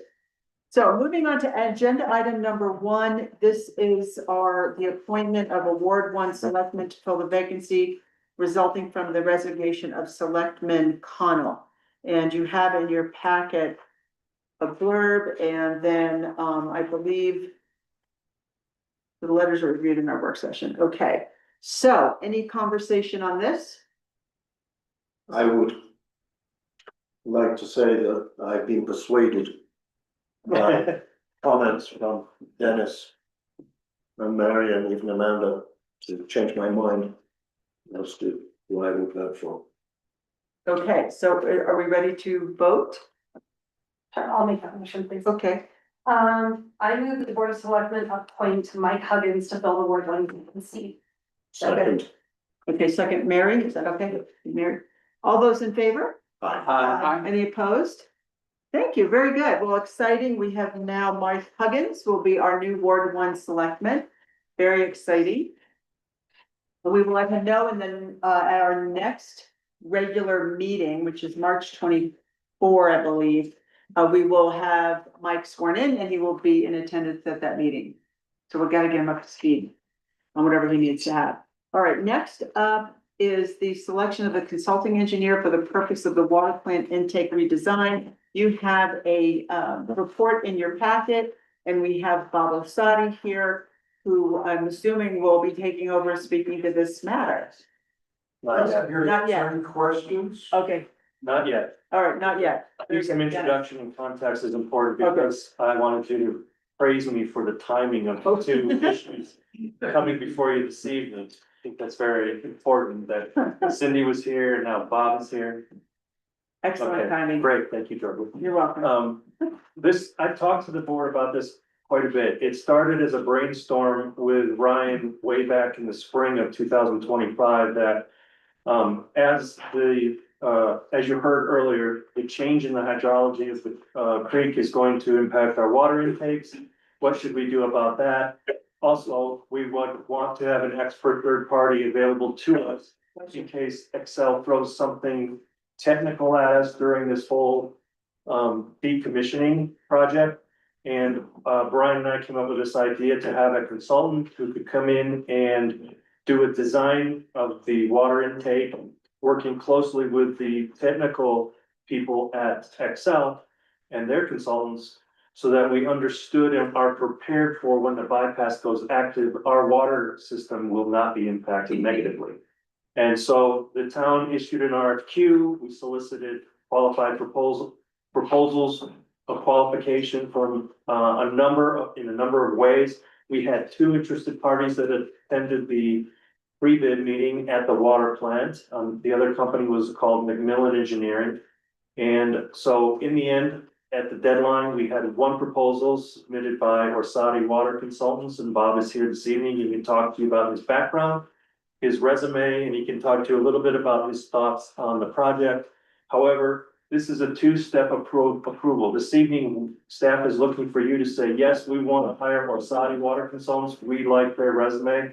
But the second thing is for Jerry and I to negotiate a contract for services with Bob if we get to that point, and that will come back before you, which will have pricing, scope, fleshed out, knowing the project better, and answering any of your questions on how this project is actually gonna go. So with that, Bob, if you wanna offer any comment about your background and your resume and any projects you've done in Georgetown? I'm very happy to. I see a few familiar faces, in front of me. I've been working for Georgetown somewhere 35 years, on and off.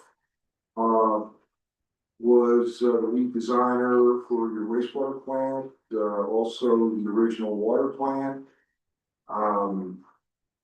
Most recently done some work in town with improving existing utilities. Was also the firm that dredged the lake for you folks. So worked on that project with you all.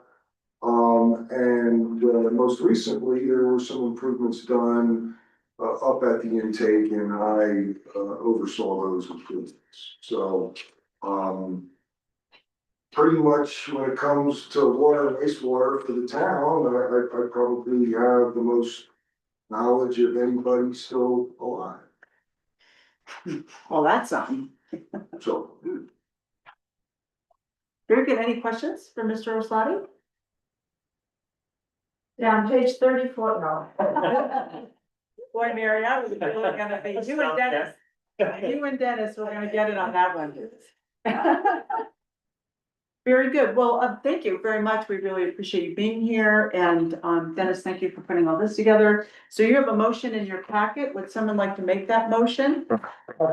Thank you, Alex.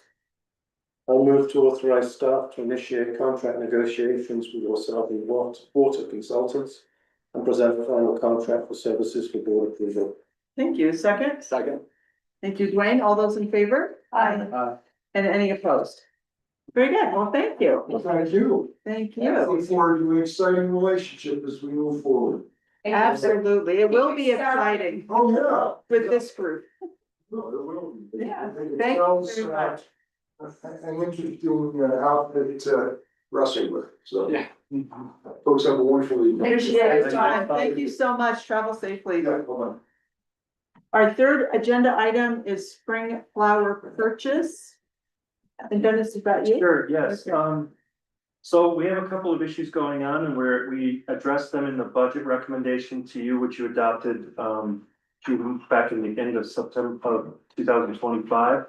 In my view, well, let me preface by saying I made the mistake of visiting Crested View. And I saw these gigantic flower baskets and I said, nice. So we came back and tried to figure out a way we could do that. We have, in the budget, we developed a plan to increase the size of the hanging baskets on the street lamps. We also, identified accidentally, when we tried to move some of the quarter barrels, they disintegrated and fell apart. And we understood that we should, invest in those as well and improving those. So we have, a quote from Bluma that would provide bigger hanging baskets for our streetlights. They also are expanding the flower color that's included in those baskets. So instead of the 3 colors, we're going to 5 colors. Yeah, right, it's exciting. Don't make fun of me, this is exciting. No. And then, we also removed most of the quarter barrels in preparation for snow plowing this year, and we lost nearly every single one. They just disintegrated on the forks. So our idea is to replace them with full-sized barrels that are old refurbished whiskey barrels, so that we can allow the flower display to cascade down those barrels. We're gonna locate some of those up against the buildings and up against benches and up against streetlights, because the current barrel locations are actually pedestrian impediments and safety issues. And so within those barrels, we also have to purchase new, basically baskets to place as inserts in the barrels. And so our budget for this project in 2026 is $30,000. We unfortunately exceeded it by 1,500, I think, which we are then recommending that you take the balance out of the parks equipment budget, which we can accommodate without much issue. Thank you, Dennis. So the 154063 would come out of parks. Equipment. Any questions on this? So for years, many people in this community have shared their complaints about the size of the hanging baskets, which this now addresses. But we also have a problem with our lampposts and things hanging on there. Do we have any confidence that the larger baskets are not going to be problematic, or are we just gonna wait for that to happen? I'm just curious, I'm not opposed to this, I think it's great, I think it's gonna look great, and I love the 5 colors.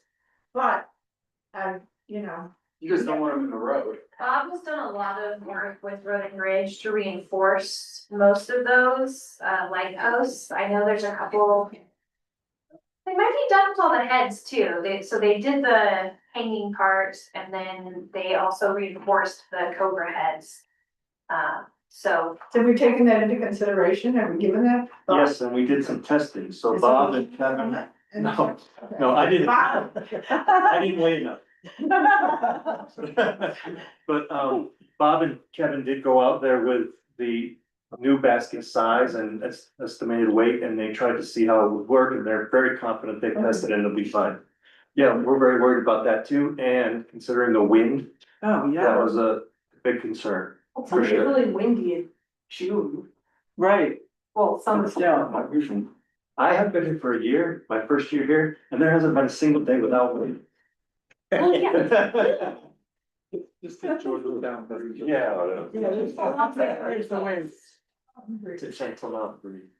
I just got a suggestion or something maybe the Park and Rec Commission can look at, but, what worked well for me, cause I have a little bit of Georgetown breeze down in our place, is we put half barrels inside of an antique, work cart, and I would probably be keeping an eye out if some of those came available. It's Because what you those list things- at. Cause they actually would look They would look very great, much sure. with the culture of Yeah, Georgetown, and, you could just drop in a half barrel and Yeah, drop. so to that, Anna has planned a great St. Patrick's Day event that's coming up, and Road and Bridge built a wooden rainbow that the kids at S'mores recently painted the rainbow for us for that event. And they're going to set in a pot of gold, but it's really gonna be a pot of prizes. So people that come and participate in the scavenger hunt she has planned, they can go get the. It's gonna be in the mining And cart. it's gonna be in the mining cart. And then it'll be a photo op. Yep, and then today, Yeah. we internally are on the lookout for these kind of things that would create visual vignettes around town. Mhm. And Kevin, who likes to go to estate sales, he pulled out his phone today and showed us, hey, look at these mining carts are for sale right here, and we said, go try to find them Oh and get my them. goodness. And he's gonna try to get them for $100. Nice. That's what he We'll said. buy that. But if it's 1,000, we're probably still gonna, no. $9.99. That, that just adds so much and they actually have function I'm to the it. representative Of the minor history of our town. Yeah. You know, blow. That's really great. That's a No. great idea. I love that. So Thank we're always on the lookout, and if anybody sees a garage sale, or I can't remember who it was, it may have been Mark Grable said, you want mining carts, I can find you mining carts. Oh, yeah. So we're really trying to dig into that kind of stuff and create an atmosphere. That's Anderson may perfect. have some of that stuff. Mary Jane Lovely has some too. Mhm. They're probably using them up in the air though, so. Yeah. Pick them up on the Yeah. Are you ready for a motion, Madam Police Judge? Yes, Madam Selectman, Ward 1. I am. Would you like to so make that motion? I move to authorize the purchase of flower baskets and barrel inserts from Luna Farms. At the cost of $31,540.63. Thank you so much. Would anyone like to second? Thank you, Alex. All those in favor? Any opposed? Wonderful. We're getting flower baskets with 5 colors. That's gonna be so good. We're gonna look beautiful. They're really dreamy too. They're gonna be fabulous. Oh, one little add-on to that, because we were preparing for your questions this evening and nobody asked this question, so, but I put the time in. With our fear of water restrictions coming up this summer and how that might affect watering the flowers, Kevin and Bob are preparing to add a treatment to the soil. Let me see if I can get this right. It hadn't text me the name of it, so I say it the right way. It's called sodium polycyprate crystals, and that helps it absorbs moisture and it helps that any watering of flower baskets can last longer, kind of prolongs that. So he's gonna do that treatment. And also we anticipate if we had a water restriction every other day or every 2 days, he still thinks that that'll be fine as long as we continue on a consistent every couple day cycle to maintain the life of those flowers. So Thank you. The larger. Containers actually will probably help too, for you, you know. That it may not die. Yes, right. Thank you. All right. Thank you very much, Dennis. Very exciting. So the last agenda item number 4 is the resolution amending water development fees, and this is regarding Haley and Aldrich. So Dennis, are you starting that off? yeah, Thank you. so Kenneth and his team have been working for the last few months to convert what they were presented to you in terms of the water system improvements, the valve insertions and the pump renovations. And then after that, the water main upgrades in the second year. And I think the budget, if I remember right, was about $1.2 million for the different phases. So he converted that project cost estimated into an adoption of new development fees. And you'll remember, we had a conversation about the moratorium. We determined that the moratorium did expire on November 28, 2025. But when that new development comes in and resumes, and now we wanted to have our development fees updated. So Ken spent some time looking at our current development fees. And one thing that he noticed that jumped out at him was we had 2 different fees, large development fee and a normal development fee. And when he and his team went around and did some comparisons with neighboring jurisdictions, he noted that they all seem to have 1 development fee, not broken up into 2. The only exception would be that Idaho Springs has one additional wrinkle here. They have an in-town development fee and an out-city development fee. So they have customers for their water system from outside Idaho Springs, and that's not uncommon. So he also then provided a comparison. This is the chart that you see in the memorandum, where it shows where Georgetown ranks in terms of the base charge that we charge our users. The development fee that you see under the second to last column, development fee per EQR, and then the large development fee per EQR. You see we're the only ones with the large development fee. So their recommendation is that we consolidate that to one development fee, eliminating the second one, and then adopt the higher number of 11,475. So you can see by adopting that, we're still in line with their neighbors, with the exception of Fraser, which is at 7,700. And you can also see that our base charge for water service is right there with everybody else. Competitive, there are differing volume capacities provided under the base charge. And then staff took one more step and we tried to give you an analysis of what that means. So we picked two development experiences. We have a development that's currently on the drawing board with the town, but there has not been anything official submitted for approval. And that is a, let's see if I think I'm missing a page, you know, Is this the resolution? Yeah, we didn't have that with those. on the back of the notes. Yeah. Yeah, but we don't have the. Okay, it's right here, I'm sorry. So the budget, under the budget impact section, we took a standard 2.5 acre development with 20 EQRs. And we gave you an estimate about what that would be under the current fee and then what it would be under the new fee, so you can get a general idea of what the difference in revenue would be from one project like that. And then we looked back in our history to the Creek House condo development and did the same exact same thing, so you can see what the change in revenue would be under the new fee. So we're recommending that the town board adopt the new fee recommendation from Haley and Aldridge to create only one development fee and change that fee from 7,485 per EQR to 11,475 per EQR. And if you do adopt that this evening, that will be the new fee that we charge any new development submissions. If you have any questions, please let me know. I will stall until Kasia comes back up, because she's the one that handles the fees for the town. So under the new water development fee goes up about $90,000 roughly. Would this be the smaller project fee or the larger project fee that you're comparing it to There here? would be no larger or smaller. Well, you say current water department fee, is this the current water department fee on the, We don't have any, we haven't had any large development fees.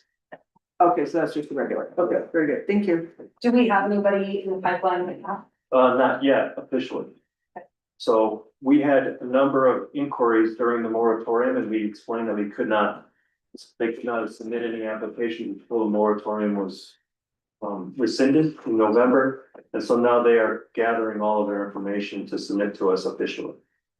So the 3 or 4 building permit fees and projects that you had mentioned at our last meeting have not None of them have been been approved. submitted or approved, so this, when we approve this, if we approve this tonight, those will then fall under this new, which was the reason for the moratorium, to give us not only the time for the study, but to actually crunch the numbers and get the right Correct. amounts in The place. only thing I would add to that is I think there were 2 waivers that were requested and approved by the board. Yes, there was one that had applied prior to the moratorium being put in place to the Design Review Commission, which was the one of the Clear Creek Drive houses that was approved, Riddell. But we had waived, that came before us too, Right. so that was brought forward, and so then what's the other one? I think it was just one. That may be true. I only remember one, and that was prior to the moratorium being in place, which is why we gave the waiver. Right. There was Yeah. one person who requested a waiver, but he had not submitted any information and has still not submitted any Right. information to me, so. Okay, but that one makes sense, because Yeah. we did waive that. Right. Exactly, Yeah, that's. Right, so anything that doesn't have a waiver and has not submitted officially with a stamp received will have the new fee, 11,475 times EQR. So do we have anything pending that has been submitted and has been stamped and is going to fall under an LP schedule? We have one single family home that is being reviewed by the by the Design Review Commission on Thursday. And there's a couple other projects that haven't submitted anything formally to us. And frankly, they don't meet our zoning code right now, so they'll need to reformat that project, so we'll see. So just one. So Jerry, where would we stand on with the one that's already in the works with telling them that they have to comply with this new fee once it's approved? Well, they've applied and their application's complete. Their application is complete for the Design Review Commission, but they have to receive a floodplain permit. And then they will be asked to pay the tap and development fees. They have not been billed that yet. I think until you have an application that's, you know, and our fee schedule isn't really talking about where you draw that line, which is really your question. But if they haven't applied for the structure that needs, or the buildings that need the taps, yeah. They have submitted a Design Review Commission application. Have they appeared before DRC yet? Yeah. And they haven't submitted their plans? So if and when they're approved by DRC, then their plans will go Yeah. to Safe Build for review. So typically bill them for the tap and development fees before the building permit. So after DRC and before building permit is when we've done historically. And I realize it's only one, but our intent with the moratorium was to put all projects on hold so that this could be completed. So I'm just asking for clarity.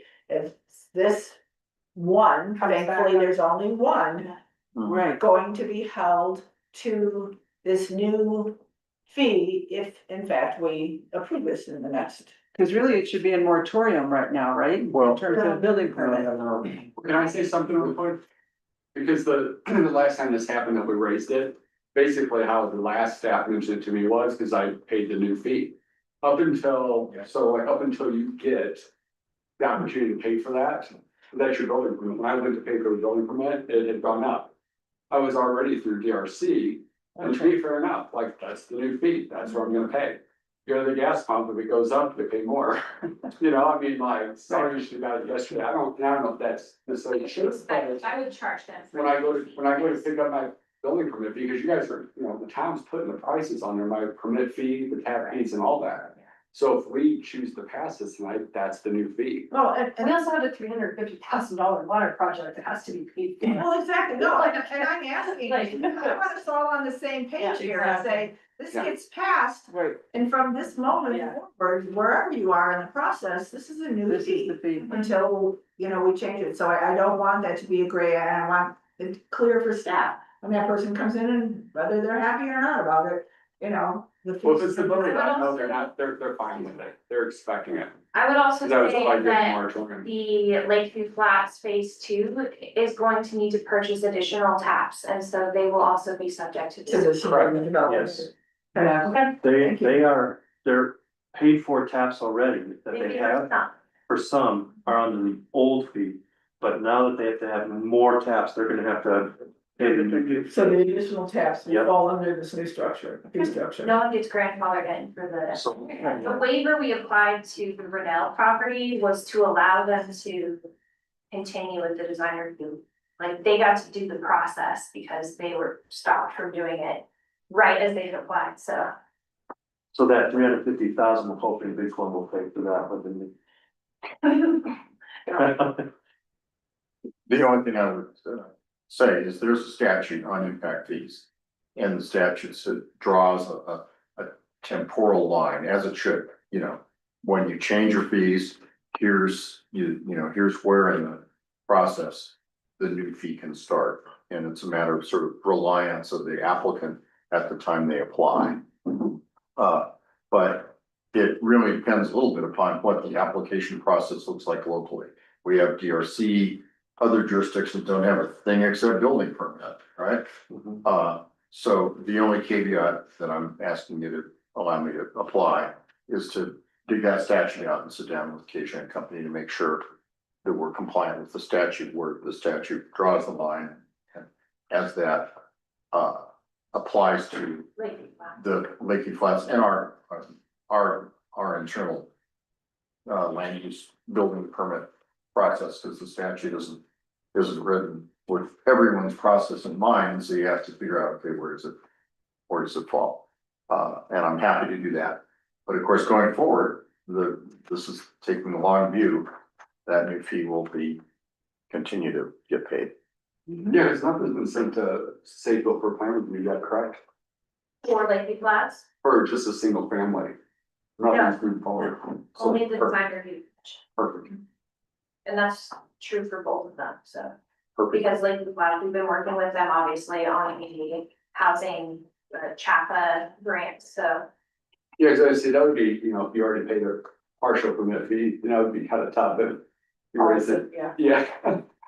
Perfect. We have done the CHAPA development fee before building permit historically, so you have to have rights to water before you can even Yeah. go to the building department.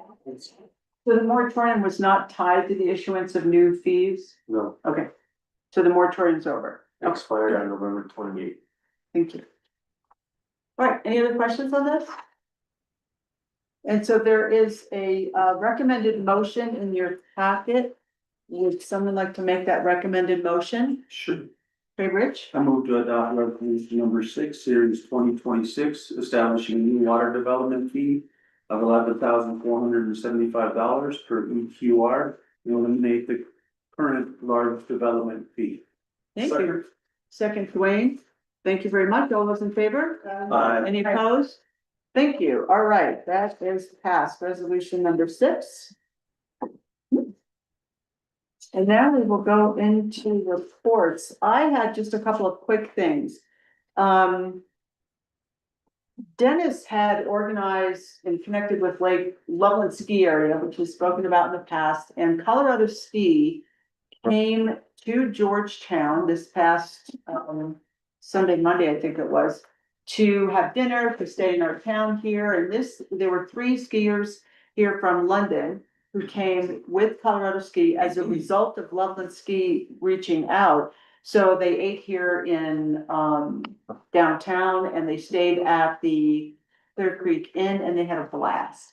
They loved Georgetown. It was super successful. So I wanted to just say kudos to Dennis and Anna for putting that together, because it was really, really successful. And we're looking forward to more and beneficial relationships with all of those people. I went down and met them as well. Also, we had s'mores on Saturday, and I reached out to Sammy at the school, and 3 little kids showed up to paint the rainbow, and it was so stinking cute. They were adorable. It was a lot of fun. Keith Prosick Anomaly was our sponsor for that s'mores, and it was a blast. It was great. He's such an artist, and his art is very architectural, so the kids were just, everywhere. And then he went back later and sort of straightened all the lines out and made sure all the colors were deeper. But he still wanted it to look like a little kid rainbow, so we did have that going for us, which was cute. It was a lot of fun. And this Saturday, as Dennis mentioned, we're doing Shamrock and s'mores with a scavenger hunt.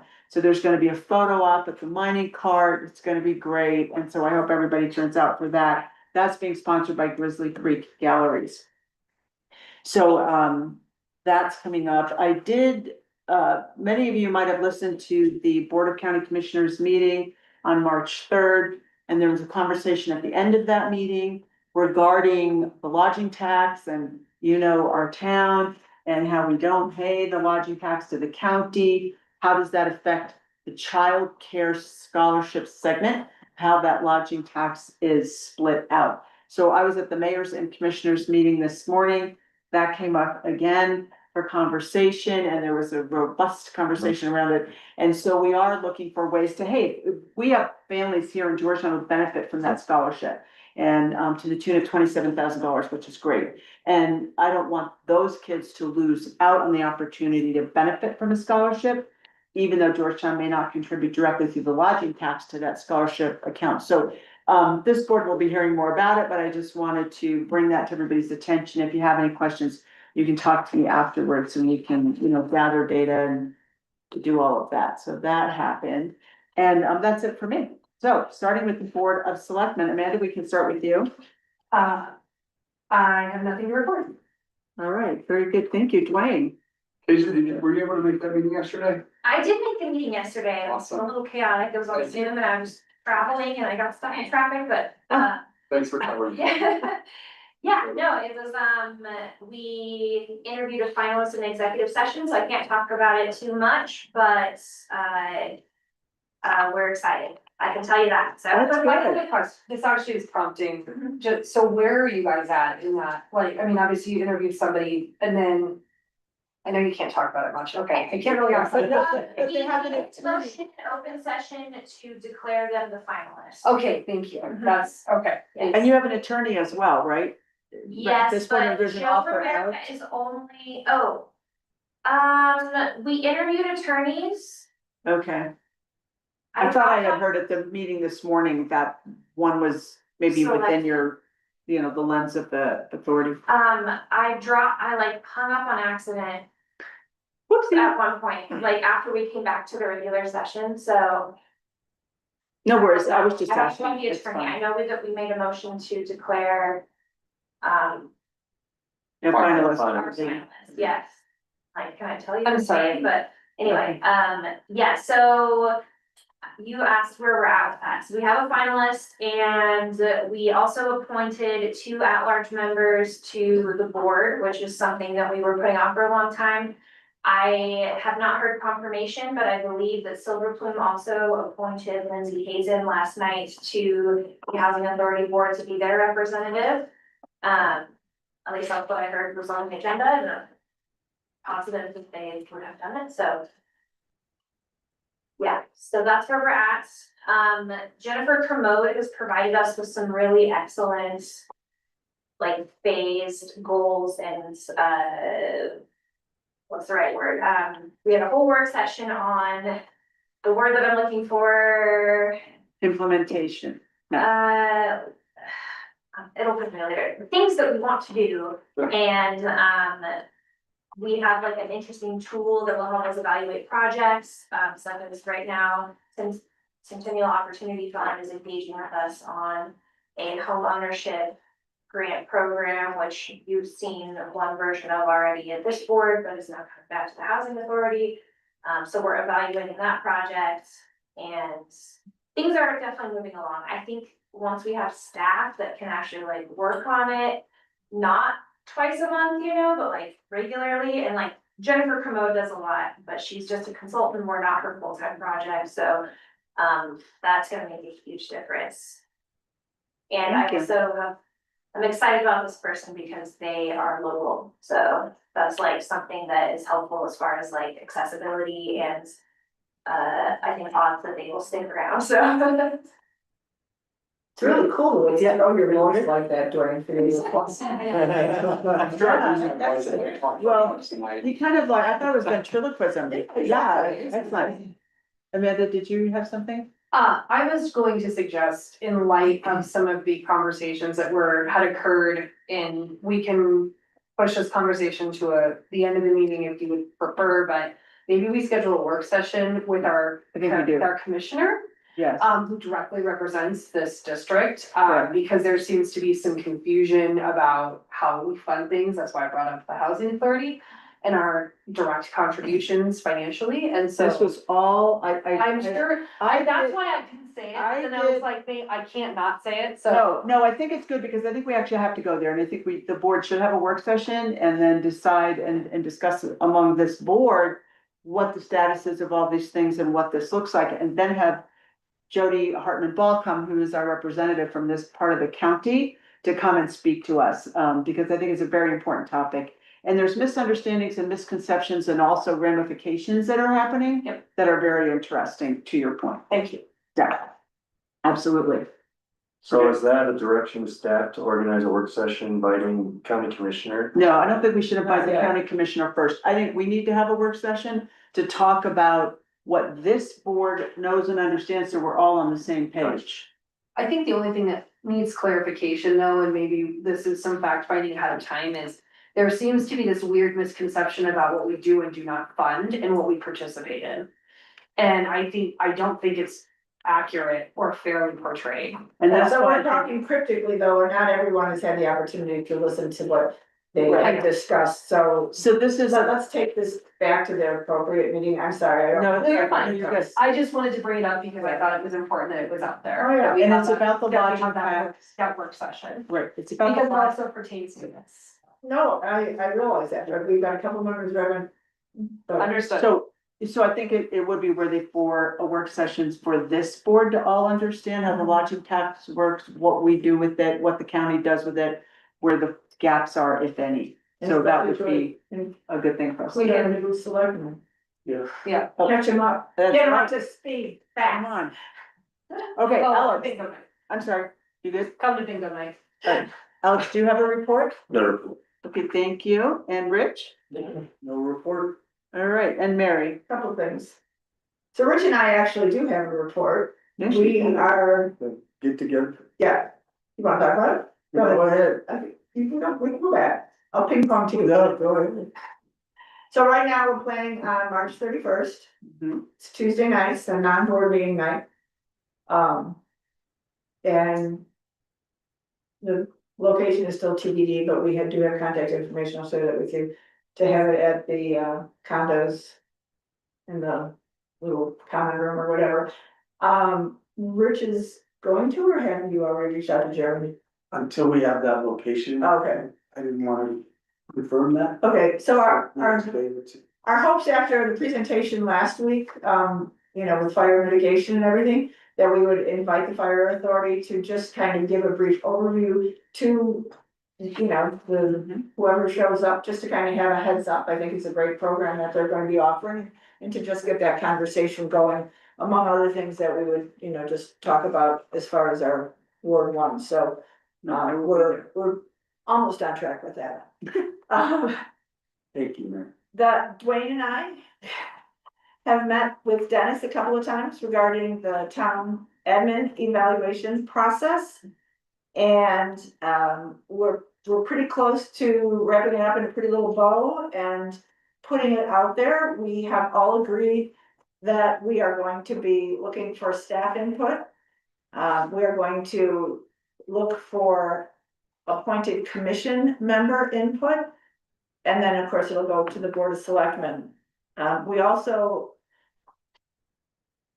hope that our more localized consultants, Cindy Neely, Bob Hamilton, even though they do sit on different commissions, they have a different relationship with Dennis, our town admin, in those capacities, separate from their commission capacities. And we all see him from a different perspective. So that information will be distributed, will come back to us, and so that we can then in turn complete our evaluation. Jerry has been brought up to speed on most of everything and has given it his legal blessing. So it's really just a matter of kind of tweaking the final documents. Just making sure that all the information that we went through several different past evaluation forms. And, picking chose which we thought were really the highlights and what we wanted, So, hopefully the, evaluations will go out to the staff and commissions later this week or the first part of next week. And then to give that time to be submitted back to our attorney. Our attorney has to be a recipient so that we keep it clean.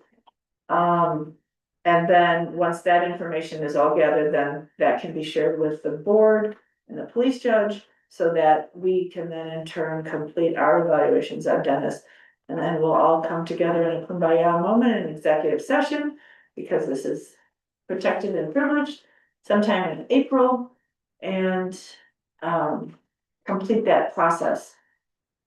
So we had thrown out a few dates, and Dennis, I just want to ask you what your thought was on this. just looking at this information, were you thinking that we wanted an executive session for the final conversation separate from a regular board meeting? Or, Yes, you mean on the day? yeah, No, I because the would- date you had thrown out was a non-board meeting date, that's just why I'm curious. What day? I thought I threw out the 7th. You did, but that's the first Tuesday or whatever, and we meet the second, isn't it? Yeah, cause Oh, April that's right. first is Wednesday. That's right. I'm sorry. I thought it was Okay, so you're planning on regular Just board, going. okay. regular board meeting, the Okay. 14th, it'd be adjourned to executive session and then done for the night. Okay, so, but And that, hopefully I come back to the next meeting. right, yes, no, this is, you know, this is a positive thing, and that Dwayne and Dennis and I, you know, we discussed this, and we all know this, I mean, this is, we want the best for this community, Absolutely. and we all wanna be on the same page, so, yeah, don't bring the moving truck back, okay? This is gonna be used for generations. That's right, that's right. I love this. Okay, so enough said on that, so we'll, you know, firm up the dates and once Dwayne and I give the final blessing to the several documents that we've tweaked too many times. And the last thing, again, this is promotion commission. I realize there's kind of a twist now with Mike Huggins coming on board as a selectman. However, we still have two commission members that need to be reappointed by us. And I believe you received at least one email, have you got, so the two are Kevin and Gary at this point, I've gotten an email from Kevin, okay, and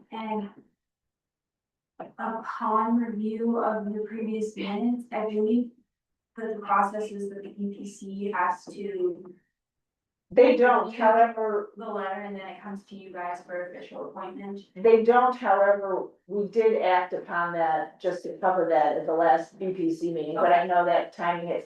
So, in light of some changes coming on BPC, I would just suggest that we get on maybe next agenda for us. We can deal with Mike, and then BPC can move on and do whatever at their next meeting, so. Yep, that was the plan. We were waiting for your decision this evening for that. Okay, so I'll light a fire under Gary, make sure that let's see. So that we know that he actually wants to stay on, so thank you, that's it. Thank you. Very good. I love how busy everybody is. I really do. This board is great. I just want to say that. You're very involved, very knowledgeable, and it makes a difference for how this town is served. So next, we have town attorney report, Jerry. Nothing, I'm supporting the evaluation process and Bridget has sent me, the forms for my comments, I'll get them back. But, no, there's the, you know, usual half a dozen things I'm looking on for the town. Right. None of them need to come here until I've done writing them and then come in, so. All right, thank you. Yeah. I appreciate that. To clarify.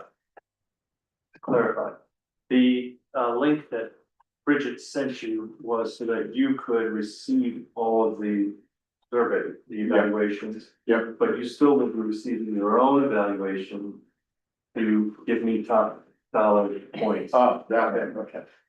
Don't want you to forget. Oh. Here I am. That's verbatim. Yeah, for that, I've yet to see, you know, the money, I but, can help you fill it out if you want. as Tom Cruise said, to keep getting junior, Money. what movie? Jerry Thank Jerry McGuire, that's what it is. you, that's all I got. All right, thank you. You really want us to save all this humor for your evaluation, so I I can know. hold back. a little. This is just nervousness. Yeah, there you Yes. go. How well. Yeah, right. Yeah. Okay, Bridget, town clerk report. I know you've submitted something. Do you have any colors you want to add to that or anything we need to A know? couple other things that I've been working on just in the past few days, the updated 2026 business directory is on the website, the contractors directory is almost done, posted hopefully tomorrow. A bunch of short-term rental inspections results have come in, so we're in the public notice phase of that. And assuming no appeal is coming, people will noticing, people will keep rolling with giving out permits and be able to do the audit. And then excited, we're gonna be using a Google form for some of the review processes for Dennis, which I think will make everything nice and streamlined and on computer And those will all automatically go to Jim. yes, I'm just putting it on Google form that will go to Jerry and not ever see us. Okay, thank you. Yeah. Do we have any openings for STRs in any awards?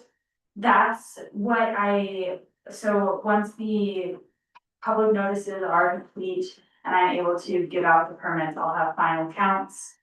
And then I would like to also with the STR density limit numbers haven't been updated since 2022. I'm assuming the population has increased since then and thus we'll be able to offer a couple more spots. There are currently 2 people on the wait list. I've told them to submit their paperwork but not their payment so that we can expedite the process of getting them a permit. Well, After the audit is complete. I think we've got that number down in code though, don't we? Yeah, It's that's a what it was. percentage There's a percentage, right, Based on the number of homes, I believe, in so. each ward. Great. This also lends itself to the conversation about redrawing our districts that has been, Which would normally be done though after we have an official census is the last conversation this board had received information, suggestion that it was based off the census. But so I guess with any increased population, This would be number of houses, I would need to read the code, but I'm assuming that with the big one development. Right. Big Ward 3 would have some additional spots available. but Bighorn, Jerry, jump in on this, isn't included in that because if they were specifically excluded from being Yeah, no, eligible for any. My understanding was they can't have STRs in Bighorn developments, but they would still count towards the total number of homes. yeah, I can look at the big foreign plat, I think that's true. You, if you're an owner there, you can't get an STR permit, period. Right. But I believe, for purpose of calculating how many dwelling units are in that ward, the bighorn dwelling units are counted because they're dwelling units.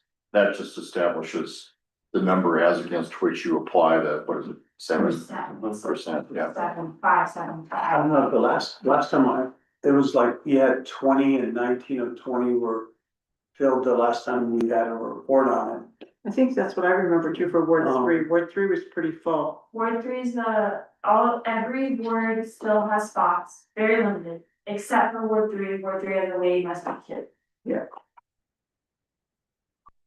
I would have concerns about how that happens. So we increase Ward 3 because of Bighorn, and yet the rest of Ward 3 then That's has to deal with the STRs because we excluded them Yeah. from Bighorn. So That might have been the effective maybe we should, decision the board made.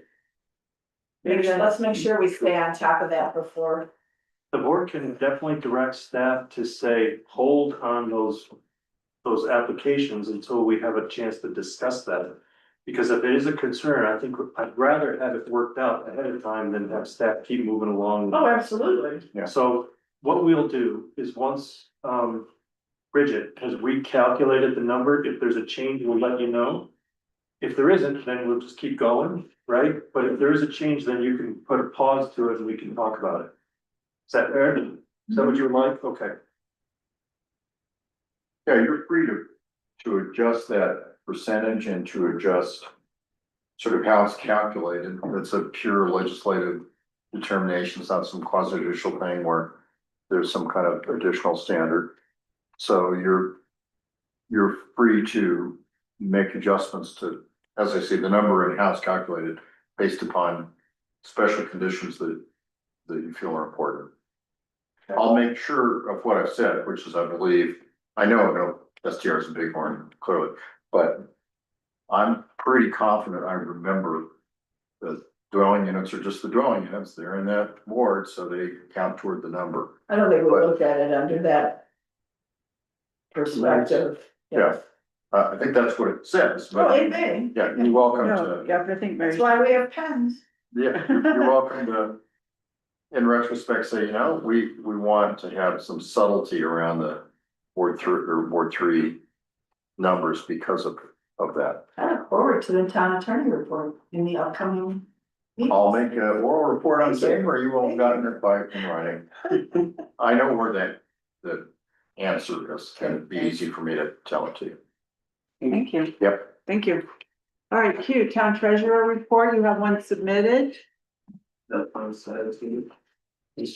sorry, Nothing else. to add, okay, you're training with Excel, sounds good, thank you very much. And, assistant town administrator, Treasurer, you also have submitted a report, anything you want to add or add to? The antenna was fixed, which I know, wasn't like a big thing on everybody's radar, but there was like 100 houses that were meeting. And so hopefully the next billing cycle, there's nothing like really crazy with those, but because they were still being charged for a certain amount and the system has an algorithm, like if it doesn't read, it would like last year's number. So it should be okay, but if you hear anything about people's water bills being weird in Ward 1, that's why the antenna's fixed now, so it should be okay. And yeah, a lot of sort of standard stuff this week, so no projects to. All right, thank you very much.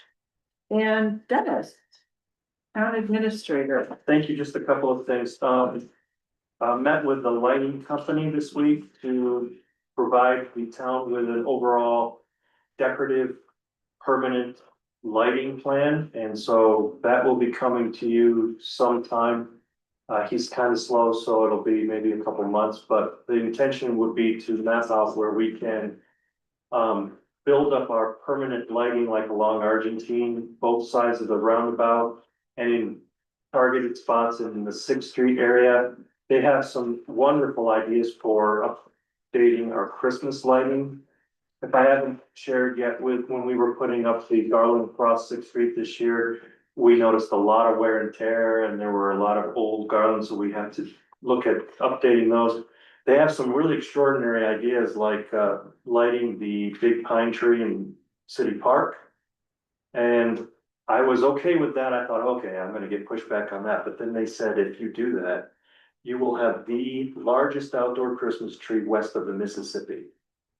Wouldn't that be exciting? To go along with our flower basket. And 5 colors on the baskets. yes, what is Yep. happening right now? I know. Wow. It's crazy. exciting. For one. Uh-oh. All of this right before my evaluation.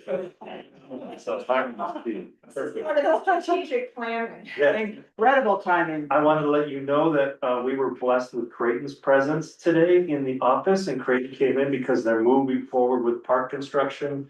If you go out there right now, you'll see a lot of dirt being moved around. They are being very diligent in terms of watering the soil so that the dust is a minimal impact on the neighboring condo units and apartments. They are planning on applying the soil emollient. I don't know what that's called, but it's a sealant to keep the soil down. And then, what was the last thing that he was working on? Oh, some big piece of machinery showed up today and he's excited about that for. Some random piece of machine. Yeah, I didn't ask him, but it was good to meet with Crichton and talk to him. He's always an enjoyable personality. I wanted to let you know also that Ethan, who owns the adventure place down off of I-70, what's the name of it? Boston Adventure Park? Yes, he is leading the leakage team for the resiliency group, and he invited me to represent Georgetown on that. They have a meeting tomorrow. It's their first meeting to address what Colton has been preaching for so long about how we lose people from coming off the highway, getting on at the gas station and leaving. That's leakage, and so we're trying to address that.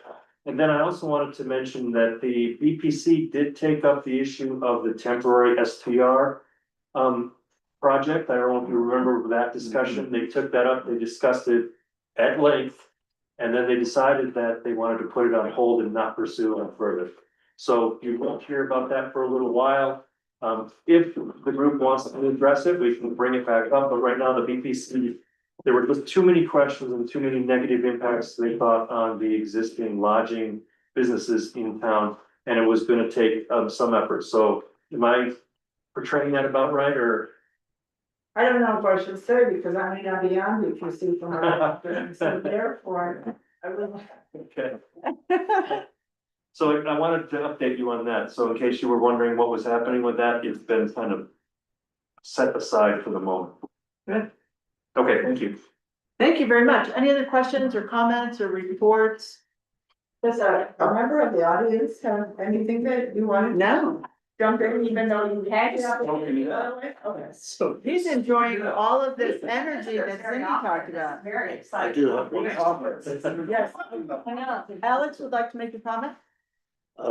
Some of our street signs, which I absolutely adore because they're nice rustic wooden signs, but they have paint on the direction, the street sign itself. Some of them require a little touch up. Yes, and BPC also talked about signs and auditing our signs all over town. We do notice those, and we also have some issues with. I don't know if I've shared with you, but I have a pet peeve with dumpsters, so we're looking at those. A number of our dumpsters have graffiti. We have a couple of XL boxes, brown boxes that have graffiti. Those were reported to XL, and they have work teams assigned. They said that they might be up this week, but definitely next week too. The big one's over by the Circle K. You go by the Circle K and it looks like, I don't know. Yeah. Yeah. So they're gonna come and That's what it says. address those, but Alex, thank you, that definitely is on our list. And there's one other thing, is our food truck, which is part Circle K operation. Yes. It's at the Okay. lodge, it's at the lodge. Yeah, Yeah, is it every day? Because it doesn't appear to be every day. They close sometimes, I know he was planning on closing this Sunday, so he's not gonna be open this Sunday. But they're open most days according to Cedro, I don't stop by and look at it every single day, but. He's paying to be open every day, so, That was gonna be my next point. yeah, Good it's question. $25 a day. Yeah. He's paying $25 a day. In addition to, I believe he has an agreement with the lodge to park in that lot, so. Thank you. All right. Very good. Well, it is that time, ladies and gentlemen. It is 7:37 without Mary and Rich. Yes. Do I have all in agreement? Any opposed? Thank you.